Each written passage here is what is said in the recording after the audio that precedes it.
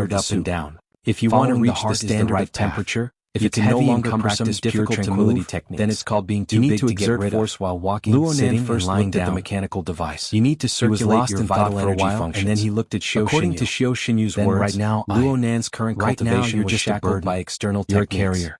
His fleshly body was weak. The mechanical device he was only connected to the inside and he let the metal ball through the 9 orifices. I think you know just how much strength you have at the center of the circle, mouth and nose, and the 2 orifices of the lower body. There was also the saying that was the 9 orifices and 3 essentials. He took a deep breath. The eyes, ears, and mouth were the most important. Only the eyes were the master. Xiao Xinyu responded faintly. Had a saying, "This technique is born from objects. You're just endlessly pouring water on it, turning it into layer after layer of ice cultivation was on the making it expand even more. It was difficult to utilize the fleshly body. Perhaps you can borrow its power, he needed to utilize the natural physical properties of the body. You can't overstep water from a canal. Unfortunately, I haven't seen any content regarding the feedback of the human body within its Xiao Xinyu's theory. The human body is the foundation of cultivation. The eye's orifice. It has a soul and is incorporeal. He had yet to form nothing more than a pavilion in the air. Yet he he had had only built it to manifested such a a few scale, small reversing the abilities. real and the false. Aside from the big This is the main reason which why your strengthened body the and soul digestive are and unbalanced. absorption capabilities of Luonan his was a bit internal conflicted organs. by the His first true half of external Xiaoshunyu's manifestation description, method, but when he heard the words was to use the eyes as a medium to intimidate he felt the as mind. if he had been struck by Luonan lightning. had gained a bit He from was his own stunned on the spot. experiences. The The doubts morning he had class on the bus lasted on for the way nearly here an were hour, illuminated ending by at the lightning, 5:30 a.m. and they were torn to Luonan shreds. washed his Yeah, face why and didn't he rinsed his think of mouth. this? When he Sensing stepped into the the courtyard, courtyard, he saw the feedback feedback from from his his believers. fallen leaves These in the were courtyard. solid achievements. Luonan They went were to help, all but he changes was on the mental refused. plane, They save some existed energy. within the There framework won't be of a public formatting bus theory. to the school in a On bit. the contrary, he had Run entered there? the rules set Isn't by it a bit President late today? Ouyang Chen in the It was simulator nearly layer 50 of the psychic kilometers wave from the network. Daoguan to Acumen His College. control over the It small was not paper that men Luonan involved the had never material run plane, such a distance a domain before, that but it formatting was theory almost was 6 unable to o'clock. touch upon. He One was estimated his own efficacious abilities and the and other did was not believe ineffective. that he could make it The before true reason class lay started. here. Though this was your only ambition is Xiaoshunyu's commendable. personal opinion, Shui he Lei did not grinned know and the gave concrete Luonan a contents thumbs of up. formatting theory. But then he shook his He head. also did not know the On the one awkward running situation there, Luonan your faced. current body isn't For suitable for Xiaoshuny running. to be able to You make can an make inference do with the public and bike for it to spots here at coincide Basan seamlessly building. with reality Aunaster, was your something that could complexion is hardly be quite good described today. as a coincidence. Luonan felt quite good about Luonan himself. stood there in a daze. The soreness of The his body darkness had of the yet to training field subside, surrounded but him, his mind was and the focused. sound of the metal ball His grinding energy and flowed turning smoothly, crushed and all his the way mind into was his clear. heart. He was quite Xiaoshunyu's different from voice yesterday. seeped in like fine He had a sand. general idea of what My was going generation on. has been It had influenced been a by month since external he achieved the techniques. self-format. At first, they are my not heart's good a enough prison. to be called He had stopped imprisonment. the usual process Next, of they making are not medicine good and enough taking to be medicine. called overturning. He did not have a practical Finally, they are cultivation not method. good enough to be Most called of the time, he was parasitism. tired of dealing Your with the current endlessly situation is soaring soul probably strength. somewhere between He was in a very imprisonment passive state, and even if he overturning. polished a few Gym techniques, master. they were scattered and This not was the first systematic. time Luonan interrupted Xiaoshunyu's Right speech now, since the start of Xiaoshunyu's tonight's path was lesson. solid. Every Luonan segment stared and every fixedly at item the was a wizened practical middle-aged step. man's sunken eye Even if it sockets. was a stupid It method, was deep and Luonan gloomy, now had a and it was starting hard to point. distinguish color. Luonan was not afraid But there was of a hard heavy work. force that pressed He was down only on afraid Luonan's that heart. hard work was meaningless. Luonan used the strength Compared of to his the big teeth to goal of speak. verifying Gym the master, correctness of are you formatting saying theory that the and technique justifying I his cultivated grandfather's is name, flawed? the small goal that Xiaoshunyu's answer Xiaoshuny was had probably set for the him most was truly fluent within that reach. Luonan could remember. Whether it was the goal decomposition or self-consolation, the gloominess in Luonan's heart was alleviated by quite a bit. Focus your eyes to see the land illuminated by candlelight. Don't let it go, don't lose it. Chapter 286. Yeah. I can't go to the hospital this morning. Luonan rode his bicycle and asked Bai Xinyan for a leave of absence. His breathing was hurried. The cold wind that assaulted his face choked him and he coughed a few times. Bai Xinyan's ears were sharp. She roughly judged Luonan's current situation. Morning exercise. Pay attention to the amount of exercise. As for treatment, your current condition is stable. It's fine to miss it once in a while. Alright. How's the sleeping ability going? Luonan grunted and grunted in response. He didn't say much. Bai Xinyan didn't ask any more questions and quickly hung up. It looked like she was going to carry out the pleasure therapy to the end with such an attitude. Luonan huffed and puffed, forming faint white smoke in the cold morning. Right now it was 7:20 in the morning. He was still one street away from his final destination, Acumen College. But he had been riding for nearly 2 hours, and his stamina was pretty much squeezed out. Shui Lei was ahead of him by a body length. Right now Luonan felt that his thighs were stiff. His calf muscles were spasming. His chest and back felt as if they had been washed. He couldn't even stand up on the bicycle. Shui Lei looked back and slowed down a bit. It could be seen that he still had energy to spare. Luonan really envied this animal that seemed to never know exhaustion. Shui Lei didn't travel the distance of nearly 50 kilometers in a well-behaved manner. He was like a long-distance runner all the way down. During this time he switched to many different running styles. Many times he punched and kicked. He leaped between floors as he advanced. In terms of movement volume, in terms of consumption, he exceeded Luonan by several tens of times. At this moment, even if the two of them slowed down, Shui Lei's movement intensity was also correspondingly increasing based on the distance he advanced. Beside him, the sounds of fists and sleeves slicing through the air could be heard. He was simply a training maniac who was harsh on himself and sweating like rain. If Shui Lei was like this every day, Luonan could more or less understand why Shui Lei possessed such astonishing strength that even Zhang Yinying and the other awakened could not stop praising him at such a young age. Speaking of which, Luonan had been brought into a rhythm by Shui Lei today. He had practically brought out the strength of a race. The cyclist was led around in circles by the runner. It was quite embarrassing just thinking about it.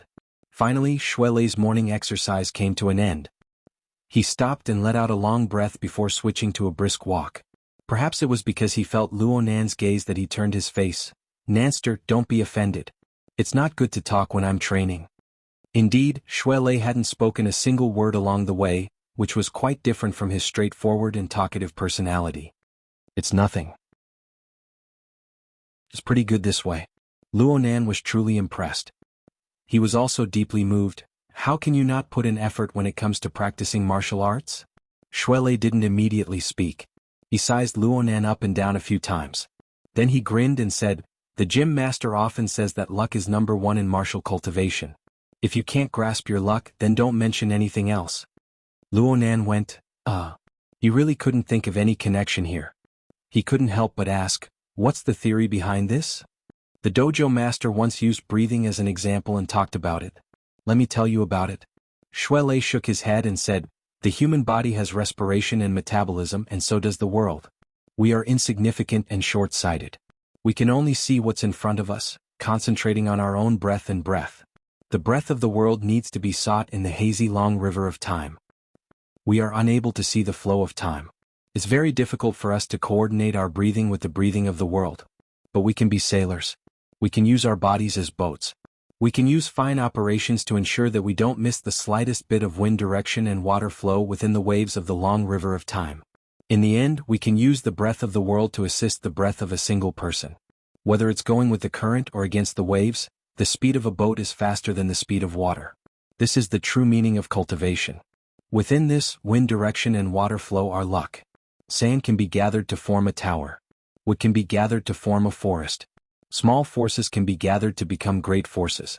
One by one they respond to the body and soul, strengthening the body and transforming the vital energy. Isn't this quite hard to understand? Shuelei was a bit uncertain of Luonan's ability to understand as he spoke. Luonan grunted. He knew that Shuelei wanted to remind him of a few things. It was probably something about focus and willpower, but Luonan was unable to understand the specifics. Shuelei laughed. "I didn't understand at the time either. But then the gym master explained that we are all people who operate boats. It's hard to avoid being surrounded by dangers as we traverse the long river of time.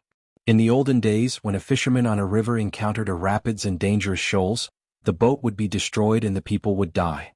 The exhaustion of strength was secondary. The exhaustion of the mind to observe and utilize the water was the main problem.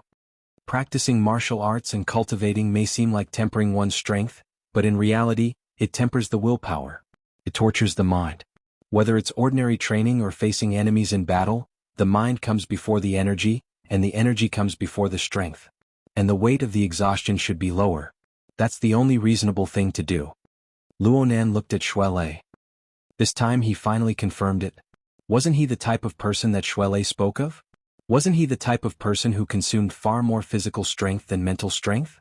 The bodily functions of his entire body were already at their limits, but his mind was still very active. From Shuelei's perspective, was his concentration not enough? Was this a criticism? With Shuelei's temperament, no matter how tactful his words were, this was the limit. For a time, the exhaustion on Luonan's body felt like it was being pricked by needles. Even the breath he breathed out was a bit feverish. Shuelei was a bit worried that he might have gone overboard with his words. He subconsciously waved his hand, but he himself was a bit nervous. "Nanster, actually Where should the brain be used in order to be focused, in order to be used in a reasonable manner?" Luonan didn't let Shuelei speak nonsense. He asked very seriously. Luonan wouldn't get angry over such a small matter as his friend, but he really didn't understand. Logically speaking, he had been studying and practicing extremely seriously from last night until now. There shouldn't have been any instances of his mind wandering off or slacking off. Shuelei let out a sigh of relief when he saw that Luonan's state of mind was fine. He hurriedly explained, "Nanster, you really are working hard, but you're not too familiar with the know-how inside. You're using your functions carelessly. You must know that walking, sitting, and lying down are all part of cultivation. Every movement of your hands and feet requires effort. You need to use your heart. You cultivate the eye's orifice. The eyes are the light of the mind. Wherever the eyes go, the heart goes. Every movement of your hands and feet requires the eyes to take care of them." Luonan looked at his hands and feet and laughed bitterly. "But I'm riding a bike. Everything in the multitude returns to their roots. If your hands and feet move, then guard your dantian region. These are just small tricks. The truly difficult part is to look at yourself and others without leaving a single strand behind. Don't give up a single drop. Go from the outside to the inside. Return to your roots. Only then will you know what it means to shine like a candle. Only then will you know what it means to work hard. Only then will you know what true hardship is. Cough. The gym master told me to come here to tell you this. The last sentence was the bottom line. Luo Nan was stupefied for a moment. His gaze moved away from Shuelei's body. He first looked at his clothes, which were nearly drenched in sweat. Soon he raised his head and looked at the pedestrians coming and going on the street. Most of the pedestrians were students at this hour, but they were of all shapes and colors. Luo Nan used his mental clairvoyance and roughly calculated that there were around 700 to 800 people on this street. This ability of his was hard to come by even among the awakened. Ordinary people were far inferior to him. But if Luo Nan were to go deeper and observe the movements of his hands and feet, the changes in his body, not a single strand would be missed. Just looking at 5 or 6 people coming and going around him would cause him to feel mentally and physically exhausted, let alone a street. Of course, there was also himself. If he really wanted to be refined and detailed, wouldn't he have to incorporate all of the changes in the reactions of his flesh, blood, and nerves into his cognitive program? Was this something a human could do? Was this considered cultivation? Chapter 287. Luo Nan sat on the stone steps. The loose-leaf notebook rested on his knees, positioned at a comfortable angle. Behind him, the classical auditorium only blocked half of the sunlight. The lukewarm sunlight and the chilly shadows laid side by side. He just so happened to be at the boundary of light and shadow. He faced the complex lighting environment with his eyes half squinted. His focus overlapped with the tip of his pen, and he moved his pen along the surface of the paper, revealing neat characters. The breathing metabolism of heaven and earth is the format of heaven and earth. The breathing metabolism of the human body is the format of the self. In order to make the tiny self format display its effect within the hazy heaven and earth format, not only must the power be great, but the power must also be small. I did it too crudely in the past. I did it too clumsily. He raised his head as he wrote to this point. His gaze cut across the stream of people outside the auditorium. The auditorium and the vicinity of the South Bank riverbank were undoubtedly the areas with the most student congregated during society activity time. They spanned many ages, high and low, big and small, beautiful and beautiful men and women. They came and went, forming a dynamic picture. If this were 10 days ago, Luo Nan's observations would have transformed into a sketch. He would have captured a few people with special characteristics to form the typical characteristics of this place and time. If this were 3 days ago, Luo Nan would have done his best to distinguish and memorize everyone within his line of sight. Their faces, their movements, their clothing, their relationships with each other, and so on. Right now, Luo Nan was sitting on the steps of the auditorium. He swept his eyes across and selected 10 people from the several hundred people below the steps. These 10 people were in different positions. There were men and women. They were of different ages and different societies. And in the next half-minute, these 10 people passed by Luo Nan's side in order to ascend the auditorium. Compared to the others, these 10 people were the closest to Luo Nan. There was practically no difference in the order they passed by. It was only until the last 2 people answered the phone that a situation where the order was reversed appeared. Not bad. 80%. Bystanders couldn't see it, but Luo Nan understood it clearly. Every time a person passed by 2 meters away, the muscles of his body would tense up and relax. His pores would open and close in response. This was how he was startled. He ensured that he would be able to jump up and react when each person approached him. His potential was hidden and not released, but it consumed quite a bit. A thin layer of sweat covered his body by the time the 10 people passed by. His breathing was a bit ragged. This was how much physical strength was consumed, and the loss of mental strength was even greater. His 80% accuracy rate was not achieved by luck, but by observing the gazes, postures, steps, positions and distances of hundreds of people, from big to small, from the outside to the inside. This was precisely what Gym Master Shio meant when he said, "With me as the master, look at yourself and look at others." He was not an inanimate object like a camera but a living person. Every time he glanced at someone he had to refer to himself. He had to clarify key information, determine priorities, foresee, prepare and react accordingly. Therefore, the cultivation of the eye's orifice had never been focused on cultivating the eyes. Instead, the eye's orifice was the forerunner, and it was a systematic project that integrated heart strength, vitality, and the body into one. It was a wondrous cultivation that used a single point to move the whole body. Luo Nan spent nearly a week to comprehend it. Then he used another 3 days to consolidate it. On the 10th day he could be considered to have crossed the threshold. Thinking back to the cultivation process, it was truly unbearable. This required Luo Nan to maintain a high level of acuity from beginning to end. He was not allowed to be distracted or absent-minded. In the beginning he was unable to accurately determine the priorities of information. He just felt that his eyes were not meticulous enough. He hated that he could not copy everything in his field of vision. It seemed that if he did not do this, he would not be able to reach the standard of arduous cultivation that Gym Master Xiao spoke of. This meant that he was completely focused at every moment, tormenting his mind until his eyesight and brain power were squeezed clean. Now that he thought back to it, Luo Nan felt that his eyes were sore and swollen.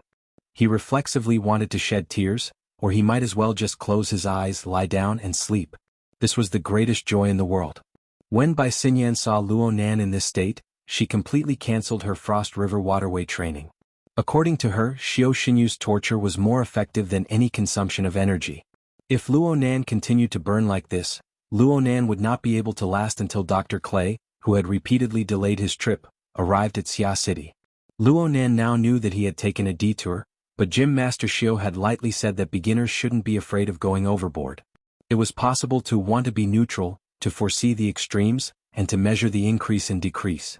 Alright, Luo Nan would remember to measure the increase and decrease for the rest of his life.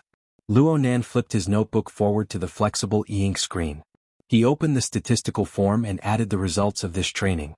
Then he returned to the diary page and held a pen to write. October 25th. Training with 1,000 people completed. Overall success rate, 72.2%. After dividing into groups, success rate, 55.6%. Final success rate, 19%. After completing the basic data analysis, Luo Nan closed his notebook. He ignored the strange gazes of the pedestrians around him and took out a bottle of medicine. He poured a drop of eye drops into his eyes and did a facial massage. His eyes were first soaked with coolness, then steam rose in the blink of an eye. The medicinal strength of his fingers seeped in, fusing with his vital energy and moisturizing his eyes. The medicine was a secret recipe provided by Gym Master Xiao. It was concocted by Bro Octopus, and it could relieve eye fatigue. But then again, using his eyes too much was a sign of his clumsiness. The human eye was a precise and complex structure. Anatomically speaking, one would not be able to find the existence of the eye's orifice even if they searched through all the positions of the eyes. The so-called eye's orifice was actually the eyes and its corresponding functions. It interfered with the mental plane to form a special structure. It lay between the virtual and the real. Only in this place could one achieve the effect of connecting the inside and the outside, radiating with spiritual light. It was practically impossible for a normal person to possess the eye's orifice. Only by possessing a certain level of cultivation could one realize the interference between the mental and the material plane. Only then would the eye's orifice be gradually constructed. It was the same as the shield of truth. The shield of truth that Luo Nan experienced was considered a temporary structure. But building the eye's orifice was tantamount to building a permanent facility. Luo Nan already had a slight feeling. His eyelids drooped down, but he could feel a heavy pressure acting on them. The pressure came from the format pyramid. It was his power on the mental plane. It was the influence it had on his body on the material plane. Other people cultivated by creating something out of nothing. Only Luo Nan wanted to steal a beam and replace a pillar. He shifted the power that was trapped in the My Heart's a Prison format to a controllable level. After these days of exploration, Luo Nan felt that calling it confinement was not completely correct. It should be said that his soul strength had entered a processing line. It had to complete the process and become a certain finished product before it could be taken off the line. This greatly limited the scope of its usage. It was fine to use chains to bind people, but it was hard to use it for embroidery. If Luo Nan really wanted to transport the raw materials, then he would need to break through the barrier of My Heart's a Prison. First, he would have to consume the materials internally. Could be said that not even 1 out of 100 could be saved, and it had to be done on and off. There was no efficiency to speak of. It was precisely because of this that the results of the soul strength activation exercises in the simulator layer of the psychic wave network were so terrible. But now that he was cultivating in the eye's orifice, the intermittent supply was not unbearable. This kind of work of grinding with water had the material plane constantly bearing and echoing it. Could be said that dripping water wears away a stone. Even if only a single drop was transported out every day, it would leave a mark when it smashed down. It would be like this day in and day out. It would be like a depression that could store water. Like this, it would gradually expand. Plus, Luonan was not that miserable yet. The eye's orifice that Luonan had just built was like a pool that stored water. Soul strength trickled in. As long as Luonan took care of it carefully and prevented it from evaporating or leaking, it could become a pool, a lake, or a sea after a long time. At this point, Luonan did not need Gym Master Xiao to mention it again. Luonan naturally understood the principle of concealment. He used 70% of his soul strength every day and stored 30%. 70% was used to temper the eye's orifice and build the structure. The remaining 30% was stored within. When Luonan closed his eyes, it was like rolling beads spinning in his eye sockets. It seemed cold, but it wasn't cold. It seemed hot, but it wasn't hot. It was warm and cool. It was hard to describe the wondrous feeling. Later on, it seemed as if a ball of light had lit up in his skull. It was hazy at first, like a candle that was about to go out. But if Luonan worked hard every day and wiped it, he would make progress. There was another name for this.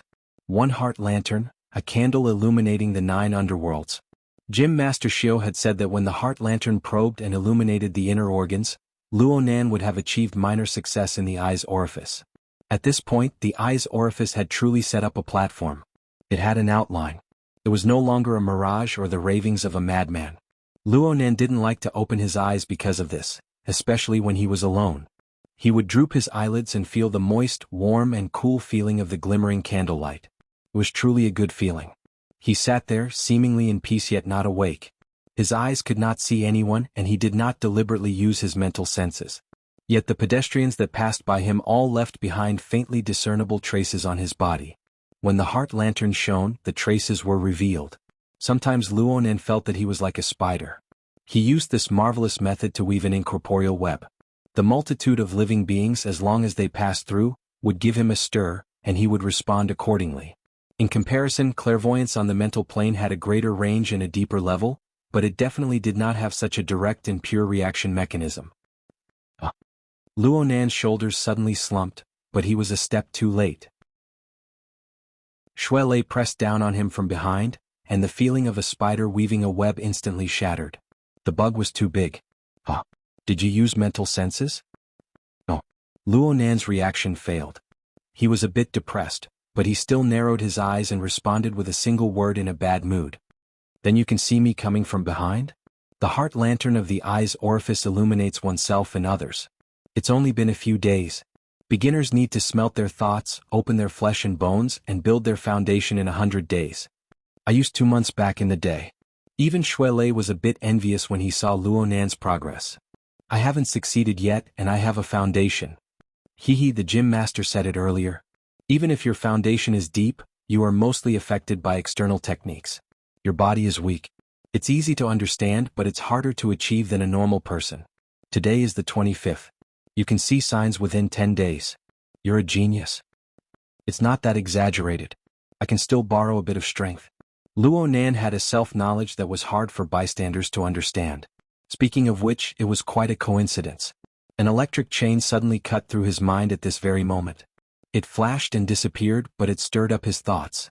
The heart lantern flickered, losing its stability and harmony, and its radiance grew brighter and brighter. He furrowed his brows. It leaked again. The land of the lake overflowed a bit. His small pond couldn't contain it. Before he could finish his thoughts, someone shouted from below the stairs, "Nanster Leister, it's time." There was no need to look to know that Xie Junping had come to pick them up. Luonan temporarily dispersed his mind. He stood up and walked down the stairs shoulder to shoulder with Shuelei. They entered the car. Chapter 288. The sightseeing bus sped through the campus. Most of the students of Acumen College were still brainstorming for the club activities. They were trembling with fear for the 8 credits a year. The people on the bus were truly hateful. Unfortunately, no one on the bus had this awareness. In a certain sense, they were a group of people isolated from the real campus. Shuelei sat in the front seat and chatted with Xie Junping about the party. He was a bit curious and nervous after entering a completely unfamiliar circle. Xie Junping was laughing and joking with him. He spoke half-truths and half-lies, playing around with him. Luonan sat in the back. At first, he listened to Xie Junping and Shuelei chat, but then his mind sunk into the heart lantern of the eye's orifice. He clairvoyantly observed the flickering flames and the changes in the surrounding environment, not missing a hair. The heart lantern of the eye's orifice lit up, illuminating a region of his brain. The results of this cultivation were quite mysterious, but it wasn't the first guest in Luo Nan's brain. There was another object revolving around the heart lantern right now. The external neuron. This dynamo core was like a dragon that floated in his brain. It moved around the lantern, appearing and disappearing from time to time. When it got closer, the electricity overflowed, baring its fangs and brandishing its claws. It intersected with the flames of the heart lantern, swallowing and spitting. It seemed as if it could be swallowed at any time. It made one's heart tremble with fear. This sort of situation had existed not long after the heart lantern was lit. And it absolutely didn't just look scary. This was the first time this thing came close. The energies of both sides reacted, and the electricity radiating from the external neuron directly extinguished the heart lantern. Luo Nan's many days of hard work were destroyed in an instant.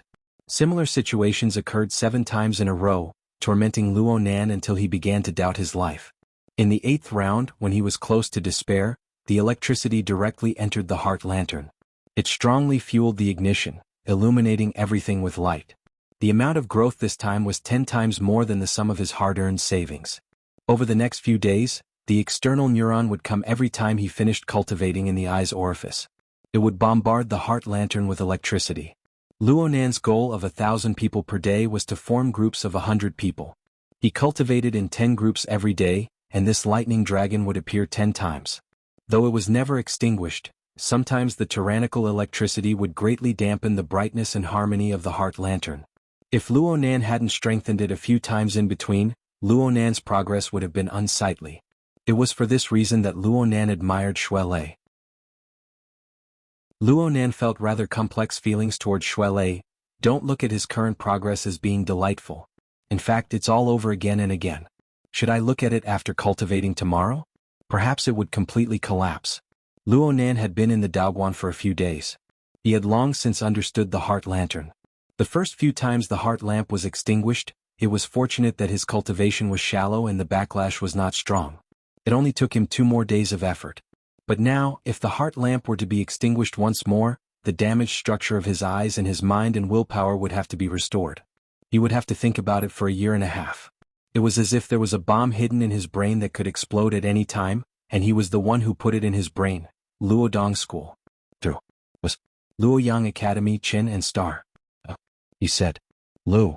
He thought for a moment, then added the word, electricity, after the word fire, followed by the word, ice before he finally gave up. After writing these words, he unconsciously sighed. It wasn't a good analogy to call a bomb. It would be more appropriate to call it an iceberg. They were all hidden beneath the surface of the water, waiting for people to crash into them. After cultivating in the eye's orifice for a few days, Luo Nan felt that his greatest harvest was that he now understood the standard of precision needed for true cultivation. He also used this precision to re-examine the process of practicing formatting theory. He wanted to know if he had made any mistakes. Of course the answer was yes. Whether or not formatting theory had its own flaws, he would not discuss it for the time being. In his cultivation of formatting theory, there were too many things that he knew but did not know why. He relied on his grandfather's theory to walk down this path.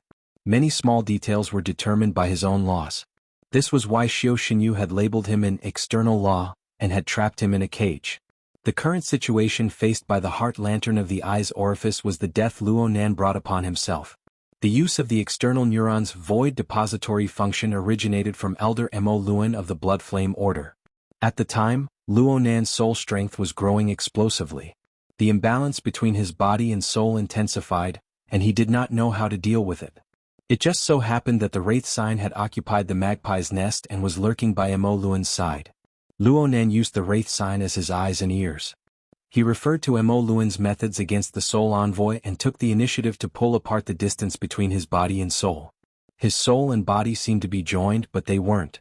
This reduced the pressure on his fleshly body.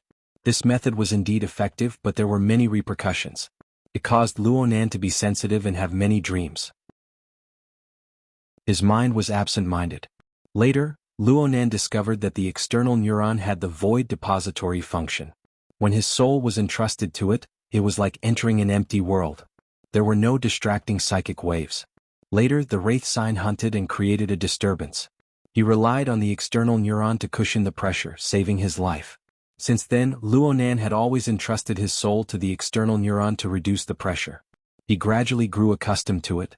So it was more accurate to say that Luonan's body and soul had been lacking effusion for a very long time. Most of his soul was entrusted to the external neuron. Even though this strange object was hidden in his brain, it was not an organ of his flesh and blood. There was still a layer separating the two. Xiao Xinyu said that the fleshly body was rejected by the external technique. When combined with reality, it was actually a barrier and conflict between the external neuron, which was the carrier of the soul, and the naturally existing fleshly body. This was the crux of the problem. At the very least, this was the case in the realm of understanding. This was where the matter came to a dead end. Luonan could control the external neuron, causing it to move to various parts of his brain. He could even drive it out. However, his frail fleshly body was far from being able to bear the heavy pressure of his soul body. He could not do without the void depository function. Moreover, in the end he would need to transfer soul strength from the "my heart's a prison" format to refine it. The connection between the eye's orifice and it was inevitable. Especially after every refinement of the eye's orifice would become nimble and harmonious, linking his body and soul. It was like the positive and negative charges in a rain cloud attracting each other. The situation of lightning bombarding the heart lantern was inevitable. This meant that every time Luonan practiced, he would have to face the dangerous test of entering a state of mental derangement. He failed the first 7 times, but he persevered through the next few dozen times. He even obtained some benefits. It looked like this business was feasible. However, the matter of cultivation required meticulous concentration. What they feared the most were ups and downs. Even if this kind of benefit was multiplied by 10 times, it would not be able to withstand the destructive blow brought by a moment of crisis. The problem is fatal, and having no one to help is even more fatal. Luonan did not open his eyes. He just used his fingertips to streak across the pages of the notebook, flipping them back and forth. The external neuron was a core, a secret that could easily be stripped away. He would not tell anyone about its existence. This led him to rely on himself. He pondered over his plans bit by bit. It had been 6 days since the first time the heart lantern was lit. He had dealt with 60 strikes of lightning. In the beginning, Luonan could not think of anything else. He could only do his utmost to strengthen the structure of the eye's orifice. He would rather greatly slow down his progress in order to stabilize the foundation of the heart lantern. He even referred to the configuration of Fairchild's shield of truth. He borrowed the half-formed eye's orifice, the fusion of body and soul. He spent a great deal of effort to fine-tune the microscopic structure of the eyes. It was for no other purpose than to seek stability. Though this method was stupid, the results were decent. Especially after repeated experiences a few dozen times, it was like the forging method of tempered steel in ancient times. Luonan forged and hammered again and again, causing the structure of the eye's orifice to become tough and solid. The ignited heart lantern emitted a mellow and pure intent. Only in this way was he able to block 53 strikes of lightning in a row and remain undefeated. However, Luonan still had a deep worry in his heart. This worry grew heavier and heavier as he pondered deeper and deeper into the phenomenon of the heart lantern being electrocuted. "Nanster, what are you thinking about?" Xie Juanping's deliberately raised voice finally entered Luonan's ears. Luonan was a bit startled. He half opened his eyes and looked forward. "What's wrong?" Shui Lei's complaint rang out at the same time. "Don't disturb him. Maybe he's cultivating." Xie Juanping laughed. "The car is swaying back and forth. What kind of cultivation is he cultivating? Aren't you afraid of running amok?" Luonan was left speechless after being stabbed in the face. Xie Juanping didn't look at the road. He turned his head and laughed. People train in martial arts. The more they train, the more spirited they become. For example, Leicester. But look at you. You've been drooping your eyes these past few days. It's like you haven't woken up yet. If you train like this, which pretty girl would pay attention to you? Luonan leaned back, doing his best to relax his body. His eyes remained squinted. "Yesterday you said that you were going to meet some friends. It would be more convenient to deal with the matter of gear." Of course I said that." Xie Juanping put on an innocent face. "But didn't I tell you? Vice President Tang Yi of the Mystic Arts Research Society has the highest chance of ascending. Her nickname is Blood Peony. She's a standard beauty complex. You can't even get close to her unless you're a handsome guy over 80 points. Even if you do get close, most of them will be trampled into the dirt. Right now you're relying on your Shota face. You're barely able to muddle along with being delicate and cute. If you don't pull yourself together, your future will be unpredictable. Luonan let out a long sigh. He simply closed his eyes completely. He was too lazy to say anything more. But at this time the heart lantern burned in his brain. The flames burned brightly, but it lost its harmony. Clearly the 60th electric shock had stuffed the heart lantern too full. Restoring the heart lantern to the eye's orifice would certainly form pressure on the incomplete structure. This was a situation that needed to be dealt with first. Luonan was used to this. He didn't open his eyes. His fingertips fumbled with the notebook, flipping it to the back. He found a flat piece of soft paper sandwiched between the pages. The paper was thin and a bit rough, but it was valuable. This was a paper talisman that Mr. Gao had personally made. It was quite extravagant for Luonan to use it for practice. He stroked the paper in his hand, recalling the techniques that Papercut had taught him. His fingertips moved and he folded the paper talisman in a simple manner. He held it in his palm. His eyes could not see, but the heart lantern was focused. In his brain, the flames suddenly flared and then extinguished. In this instant, Luonan's hand that held the paper talisman felt as if it had been burned by an incorporeal flame. A burning pain pierced through him. His 5 fingers instinctively opened, and it seemed as if some ash impurities were leaking out from between his fingers. Then there was a very real feeling of impact. Luonan's 5 fingers closed once more. Only then did he open his eyes to look. There was no paper talisman at this time. All he saw was a paper man with all 4 limbs. It had a muddle-looking face and it was about the size of a palm. It had collided with the inner edge of Luonan's thumb, and then it went limp.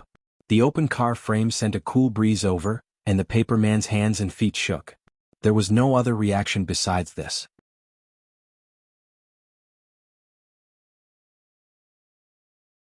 Chapter 289. My luck is pretty good. Luonan's gaze swept over the paper man's body a few times. He flipped the notebook to a blank page and placed the paper man inside. There were already 3 similar interlayers as he flipped through the pages. There were a total of 4 paper men hidden in the notebook, including this one. Some were bigger, some were smaller, but the material was the same. These paper men were created by Luonan when his eyes' orifices were overflowing and the pressure was overloaded. They were created to shift the pressure. There were 60 lightning strikes. Aside from the first 7 times the heart lantern was extinguished, there were also the broken and basically balanced rounds. There were a total of 25 times when the pressure had to be shifted. However, only 4 succeeded in the end. The success rate was only 16%. It was pitifully low. Even so, he had to record it down. Luonan opened the flexible e-ink screen and recorded the data. Basically, he treated the paper men as this week's homework. He was going to give them to Papercut to look over later. He felt that these paper men were quite different from the works he made when he first started learning. At the very least, the way they were cut was quite cool. Luonan put away his pen and blew away the ashes stuck between his fingers. He blinked his eyes, but he felt his eyes become a bit dry. He closed his eyes and looked within himself. He saw that the glow of the heart lantern was quite weak. It was even weaker than it was before he received the blessing. Luonan was not surprised. He was still a novice when it came to soul strength activation. He was far from being precise. He had clearly used too much strength this time. The consumption was too great. He wasn't in a hurry to recover because he would need to transport his soul strength out of the My Heart's a Prison format if he did so. The external neuron might give him a fierce blow. It really wasn't worth it. He allowed the vitality of his body to naturally nourish and recover. Although it took a long time, it was stable. It could be said that he had a degree of relaxation. In the front seat of the sightseeing bus, Xie Junping spoke of the blood peony. Or he spoke of gear. He was still in high spirits. A woman as powerful as Tang Yi needs someone even more powerful to conquer her. Otherwise, she needs to do what she likes. Master, you really don't lose out. You can tell that she's a great beauty just by looking at her nickname.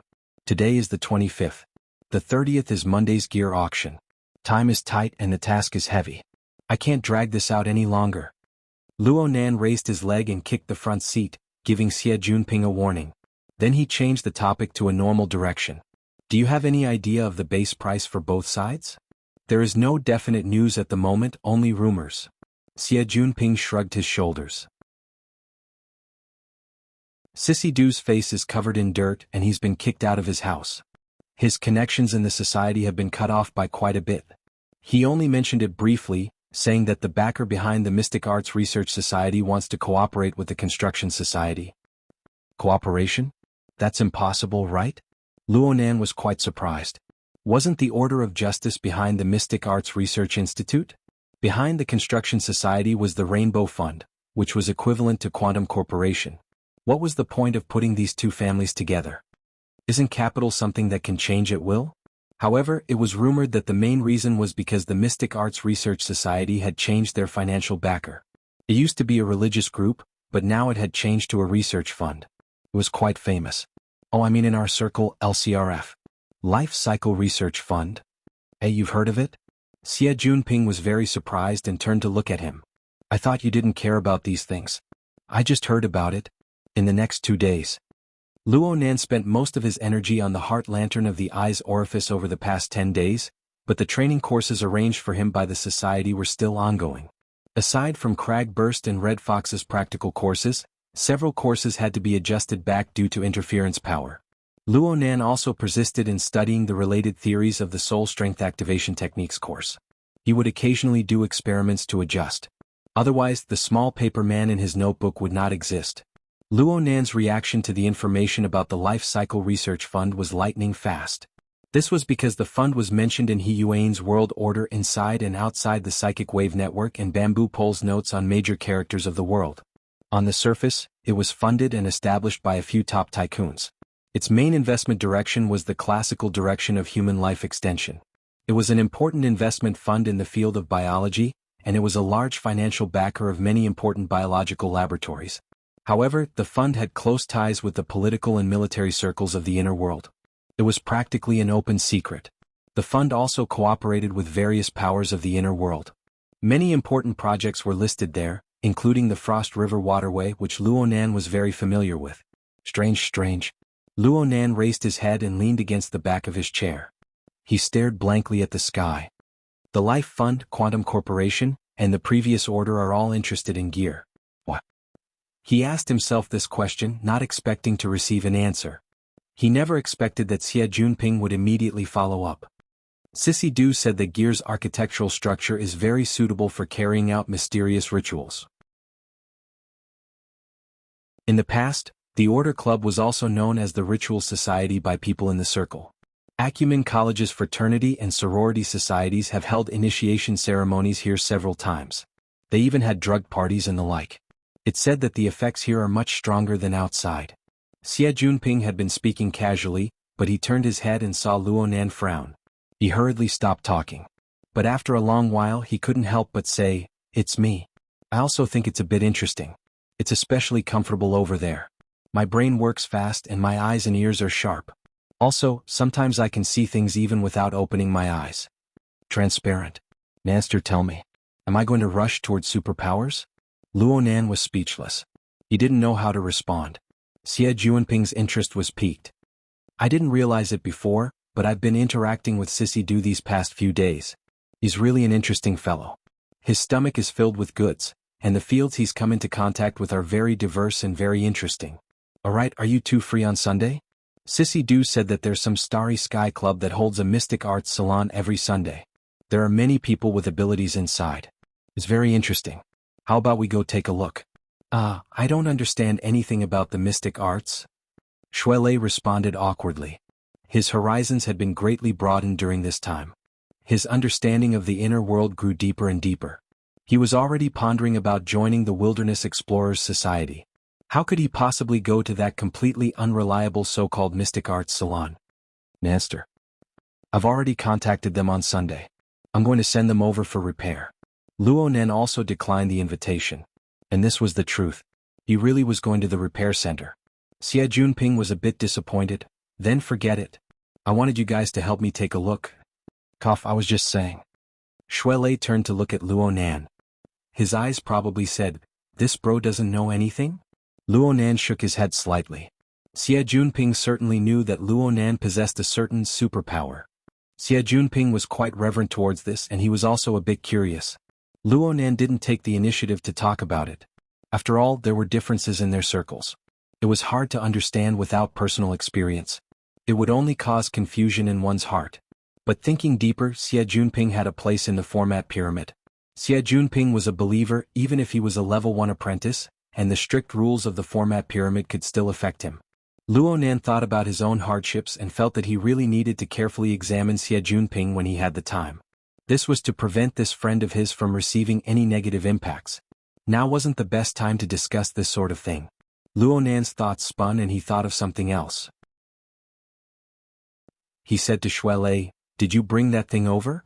The topic changed too quickly. Shuelei didn't react for a time. What? The mechanical device inside the Tai Chi ball. It needs to be repaired. Luo Nan was speechless toward Shuelei. I told you 2 days ago. Bamboo Pole introduced me to a very powerful mechanic. I brought it over. I brought it over. Shuelei patted his head and reached his hand into his pocket.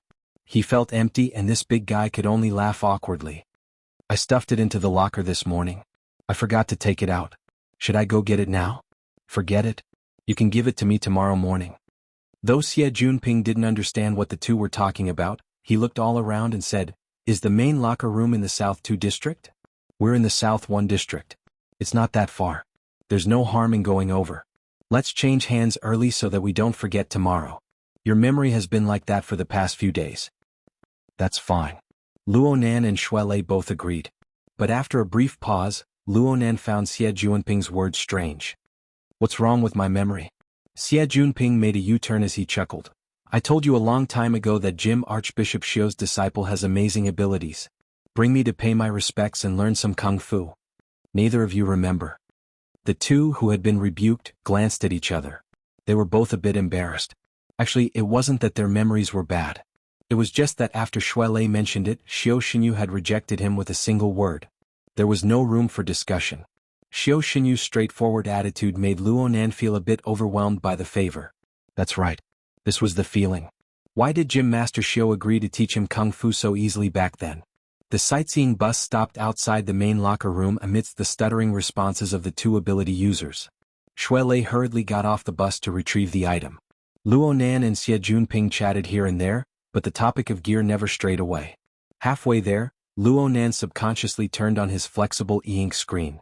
He used his status as a member of the society to pull out the architectural blueprints and other information from the internet. He looked at the intertwining gears of different sizes. It was both creative and had a strict and unique aesthetic. In the end, Luo Nan cared quite a bit. If it was just the Rainbow Fund, Luo Nan could more or less understand. After all, Yan Yongbao was the leader. Yan Yongbao certainly wanted to seize back the laboratory and clear the name of his deceitful father. However, whether it was the Life Cycle Research Fund or the Order of Justice, they all more or less paid attention to gear. Was it just because of the mysterious ritual? Looking back, what was his mother's goal in designing and building gear? Was it just like the information said? Was it her graduation work, a pure architectural art? Was it that simple? Luo Nan looked at the image of a refreshing woman on the information file, and his mind was in a trance. He stared blankly until Xie Junping snapped his fingers in a flirtatious manner and called out, "Beauty, a chance encounter is better than a chance encounter. Want to hitch a ride?" Luo Nan raised his head and saw a figure walk out from the main locker room. It wasn't Shuelei. It was just as Xie Junping said. It was a beauty above average. Chapter 290. Hearing Xie Junping's roguish voice, the woman who just walked out of the hall raised her head. Her gaze was quite calm and she even revealed a slight smile. "Hello, Head Xie." This simple greeting turned Xie Junping's attempt to strike up a conversation into nothingness. Luo Nan finally confirmed this person's identity. Senior Sister Tian? The woman turned to look at him and her face revealed astonishment. "Junior Nan? Are you feeling better?" This calm woman was none other than Tian Si. Half a month ago, Luo Nan and the others had come to Frost River Reality because of her and Mo Chio, the third brother of the Mo family's get-together. Luo Nan caused such a huge commotion. Luo Nan didn't blame her. He just felt a bit emotional. Mo Chio and Tian Si seemed to see eye to eye at the time, but there was no news of them afterwards. Tian Si brought her displeased cousin to visit Luo Nan during the few days he was hospitalized. She didn't lack etiquette and it gave people a good impression of her. From the perspective of a relative of the Mo family, it was quite a pity. Today, Tian Si wore a slim turtleneck sweater paired with a velvet skirt. It set off her small face the size of a palm, and it made her petite figure appear longer. She looked all the more refined and gentle. It was no wonder that Xie Junping took liberties with her upon seeing her. Speaking of which, The two of them were both members of the student organization. Their relationship with each other far surpassed Luo Nan's. You're also a department head and I'm also a department head. We're a perfect match. Xie Junping still had a mischievous smile on his face. He jumped out of the car and gestured with his hand. He acted like an experienced driver. I've been wanting to lead Minister Tian's horse for a long time. Give me a chance today. Don't refuse. I know where you're going. Cloud City Water Village, right? With Minister Tian at the party, the attraction is complete. Don't you think so, Nanster? Luo Nan also jumped out of the car and glared at him. Xie Junping was still a bit afraid of him. His neck instinctively shrunk back. Tianxi smiled faintly. I'm just going to make up the numbers. Don't overestimate me, Master Xie. Oh right, Junior Nan, I heard from Tianqi that quite a few people have mentioned you in the past few days. Your name is getting bigger and bigger. She was all smiles from beginning to end. It was as if she was chatting about family matters, but the meaning behind it was a bit subtle. Luo Nan and Xie Junping were both stupefied. Shuelei just so happened to rush out at this time. He saw the three chatting and his footsteps slowed down. On the night of Frost River reality, Tianxi and Shuelei did not meet face to face. However, when she saw this situation she knew that they were together. She immediately took half a step back. Young Master Xie Junior Brother Luo, you two go first. I already have a date. I'm going with someone. No way. Xie Junping was truly immersed in his role. He even forgot Luo Nan's silent warning. His face was like a bolt from the blue. You have an appointment? As a female companion? Tianxi thought for a moment, then pursed her lips and smiled. Yes, a female companion. No matter how unwilling Xie Junping was, he didn't want to continue pestering her. He could only sigh and bid farewell before driving the sightseeing bus away. When he turned the corner he glanced back and chuckled. This person is really powerful. Luo Nan grunted. There was a mature and mellow soul within Tianxi's petite body. Xie Junping's eyes weren't bad. But this fellow couldn't keep up his airs. He sighed in the blink of an eye. Chen Weiqin hasn't been able to get his hands on her after so many years at school. I don't know who's the lucky one this time. Luo Nan gave the driver's seat a light kick. Drive properly. Shuelei snorted. Chen Weiqin. The cause of his relationship with Qin Xiaolin being ruined was his attitude toward Chen Weiqin back at the Limestone Water Village pub. Naturally, he didn't have any good feelings toward the vice president of the student council.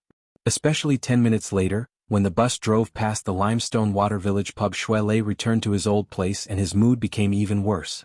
Luckily, the location of the party wasn't set there. Cloud City Water Village had plenty of places to arrange similar group activities.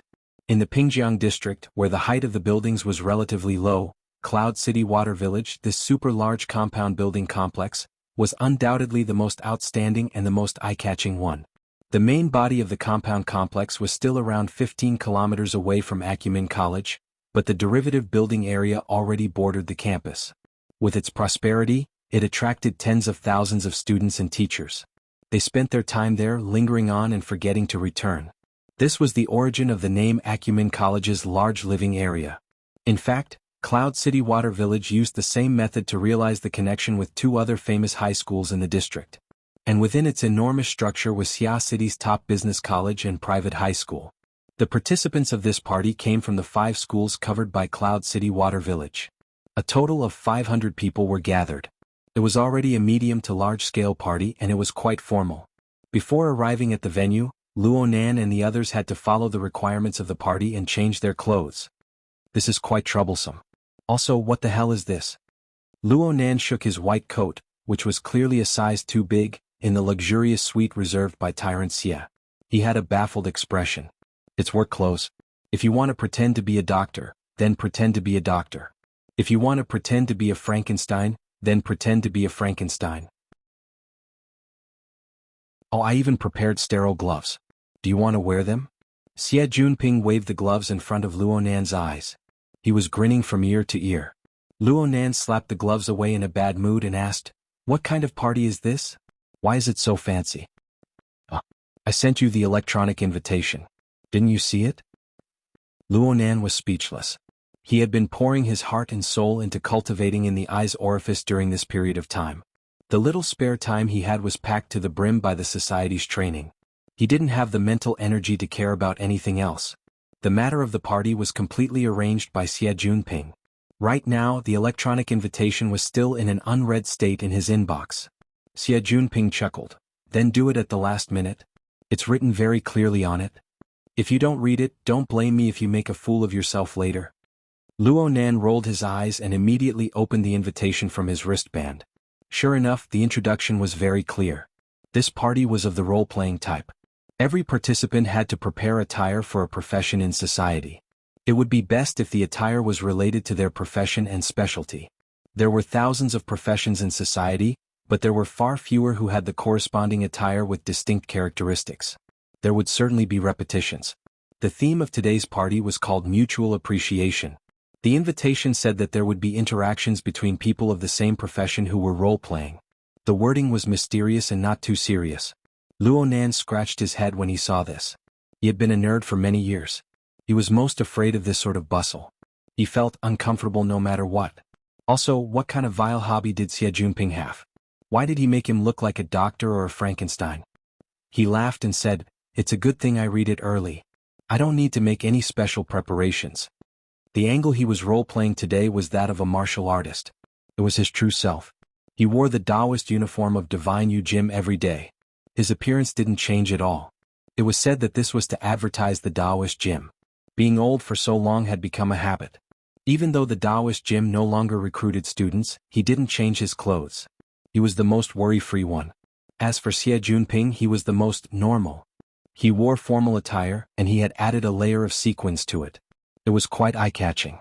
Luo Nan was both amazed and dissatisfied. "Why are you wearing formal attire?" "I'm also a character. What do you think? My true nature is to be dissolute, rich and carefree." Xie Junping laughed and pushed Luo Nan and Shuelei out. They headed to the venue together. Luo Nan shook his white coat. He felt awkward no matter how he looked at it, but a certain someone was waving gloves in front of his eyes. "Dr. Luo, you really don't need it?" "Call me Dr. Luo." Luo Nan replied hatefully. Then he snatched the gloves from Xie Junping and stuffed them into his pocket. He couldn't help but laugh to himself. It had been a long time since he had felt this relaxed. They were currently in the Ocean Sky Cloud City building. This was the fourth of the 6 buildings in Cloud City Water Village that were distributed in a circular staircase fashion. The first 3 buildings had the name of Water Village. Starting from this building, the 2 words Cloud City were hung in the building's name. The building's height rose correspondingly. Of course, the prices of the various services were the same. Shuelei grimaced at the exquisite and luxurious furnishings along the way as he walked on the road to the party venue. A cold and gorgeous deep blue light assaulted his face the instant he stepped into the main venue. He exclaimed in surprise, "Good heavens! My goodness, this is the Crystal Palace?" The first impression that the main venue gave people was that of rippling waves. The enormous amount of seawater was sealed by a transparent crystal wall. Under the illumination of the lights, it presented the near-perfect texture of the ocean as one would expect. Actually, this scene could be seen in any modern marine park or underwater world. It wasn't strange at all. But one just had to think about it. This was the interior of an 800-meter-tall skyscraper. The seawater flowed from top to bottom through the entire structure. It was stored in the walls and flowed within the pillars. Tens of millions of tons of seawater were displayed in such a regular and willful manner. Of course, there were millions of sea creatures, from tiny scallops to enormous blue whales. They collectively constructed a complete and twisted chain of life. Right now, the participants of the party were all distributed on the circular viewing platform built around the central ocean scenic area. Several hundred people were quite a lot. But compared to the 120-meter diameter crystal pillar, which was as tall as the building itself, it really wasn't much. This world-breaking water tank was erected, filled with seawater, and maintained the highest level of safety protection. This achievement could be called a monumental monument in the field of applied physics. Cloud City Water Village's building complex was completely formed 4 years ago. Ocean Sky Cloud City was the last to be built. It was built about a year later than the main building. It could be seen just how difficult the construction was. Luo Nan had come here twice with his aunt's family. It wasn't his first time seeing it, so he felt a bit weaker. But he never got tired of looking at the beautiful sea creatures inside. The 3 of them didn't speak for a while until someone called out to them. "Brother Ping, you guys came pretty late." Hu Huaying, who was in charge of the advance party, had arrived long ago. She popped out of nowhere. Today's party was a get-together initiated by the student unions of 5 schools. Each school only had 100 spots. It was a fairly high-end gathering. Chapter 291. Compared to Xie Junping, who had no sincerity in acting, Hu Huaying at least had a bit of performance. He wore Western cowboy attire with a crooked cowboy hat. Upon closer inspection, the hat was actually made of paper. It was funny and casual. Seeing Luo Nan and the others focus their gazes on his head, Hu Huaying shook his head rather proudly. "I'm okay, right?" Luo Nan's hatred had yet to dissipate. He sneered, "Much better than a certain cowherd." It was easy to tell who the cowherd was just by looking at their outfits. Xie Junping opened his mouth but was unable to speak. He could only shrug. Hu Huaying stifled her laughter. She slightly lifted the brim of her hat and bowed in thanks. The appointed cowherd said unhappily, "Don't talk nonsense." "Are you sure?" Hu Huaying answered, "The blood peony will definitely participate." "What occupation? What about attire?" "Who knows? Just look at her height. She's a 185-centimeter beauty. Wouldn't she stand out like a crane in a flock of chickens?" The two members of the student council discussed the details. Xue Lei turned to ask the more trustworthy person, "Nanster?" Luo Nan shook his head slightly. His face faced the central crystal pillar. He was a bit lost in thought. Luo Nan was an expert among experts when it came to finding people. He slightly released his mental senses and swept across the 3 levels of the platform. However, he didn't find the person described by Hu Huaying. Instead, there was a clear feeling of obstruction when his soul strength cut through the crystal pillar. He changed frequency 6 or 7 times in a row before finding the right method to send the psychic waves into the sealed seawater. Aside from this, there were no abnormalities. Luo Nan first cursed himself for being stupid. It was impossible for the blood peony to be hidden in the seawater. Why did he do such a meaningless thing? But his thoughts moved again and he suddenly realized something. This crystal wall could actually isolate a considerable portion of the psychic wave transmission. The material? No, there were traces of mutual interference between the mental and material planes. It was more like a blessing. A blessing? Luo Nan raised his head and looked up. He couldn't see the top of the crystal pillar. He looked down and couldn't see the bottom either. A blessing with this volume? His chain of logic collapsed just like that. Xie Junping mumbled to the side, "It shouldn't be here yet." "Then let's wait a bit longer. And we can't make it too obvious. We have to be a bit more natural. That person isn't easy to deal with." Hu Huaying also said, "It's strange. Tang Yi will graduate next year. She doesn't seem to be preparing to continue her studies.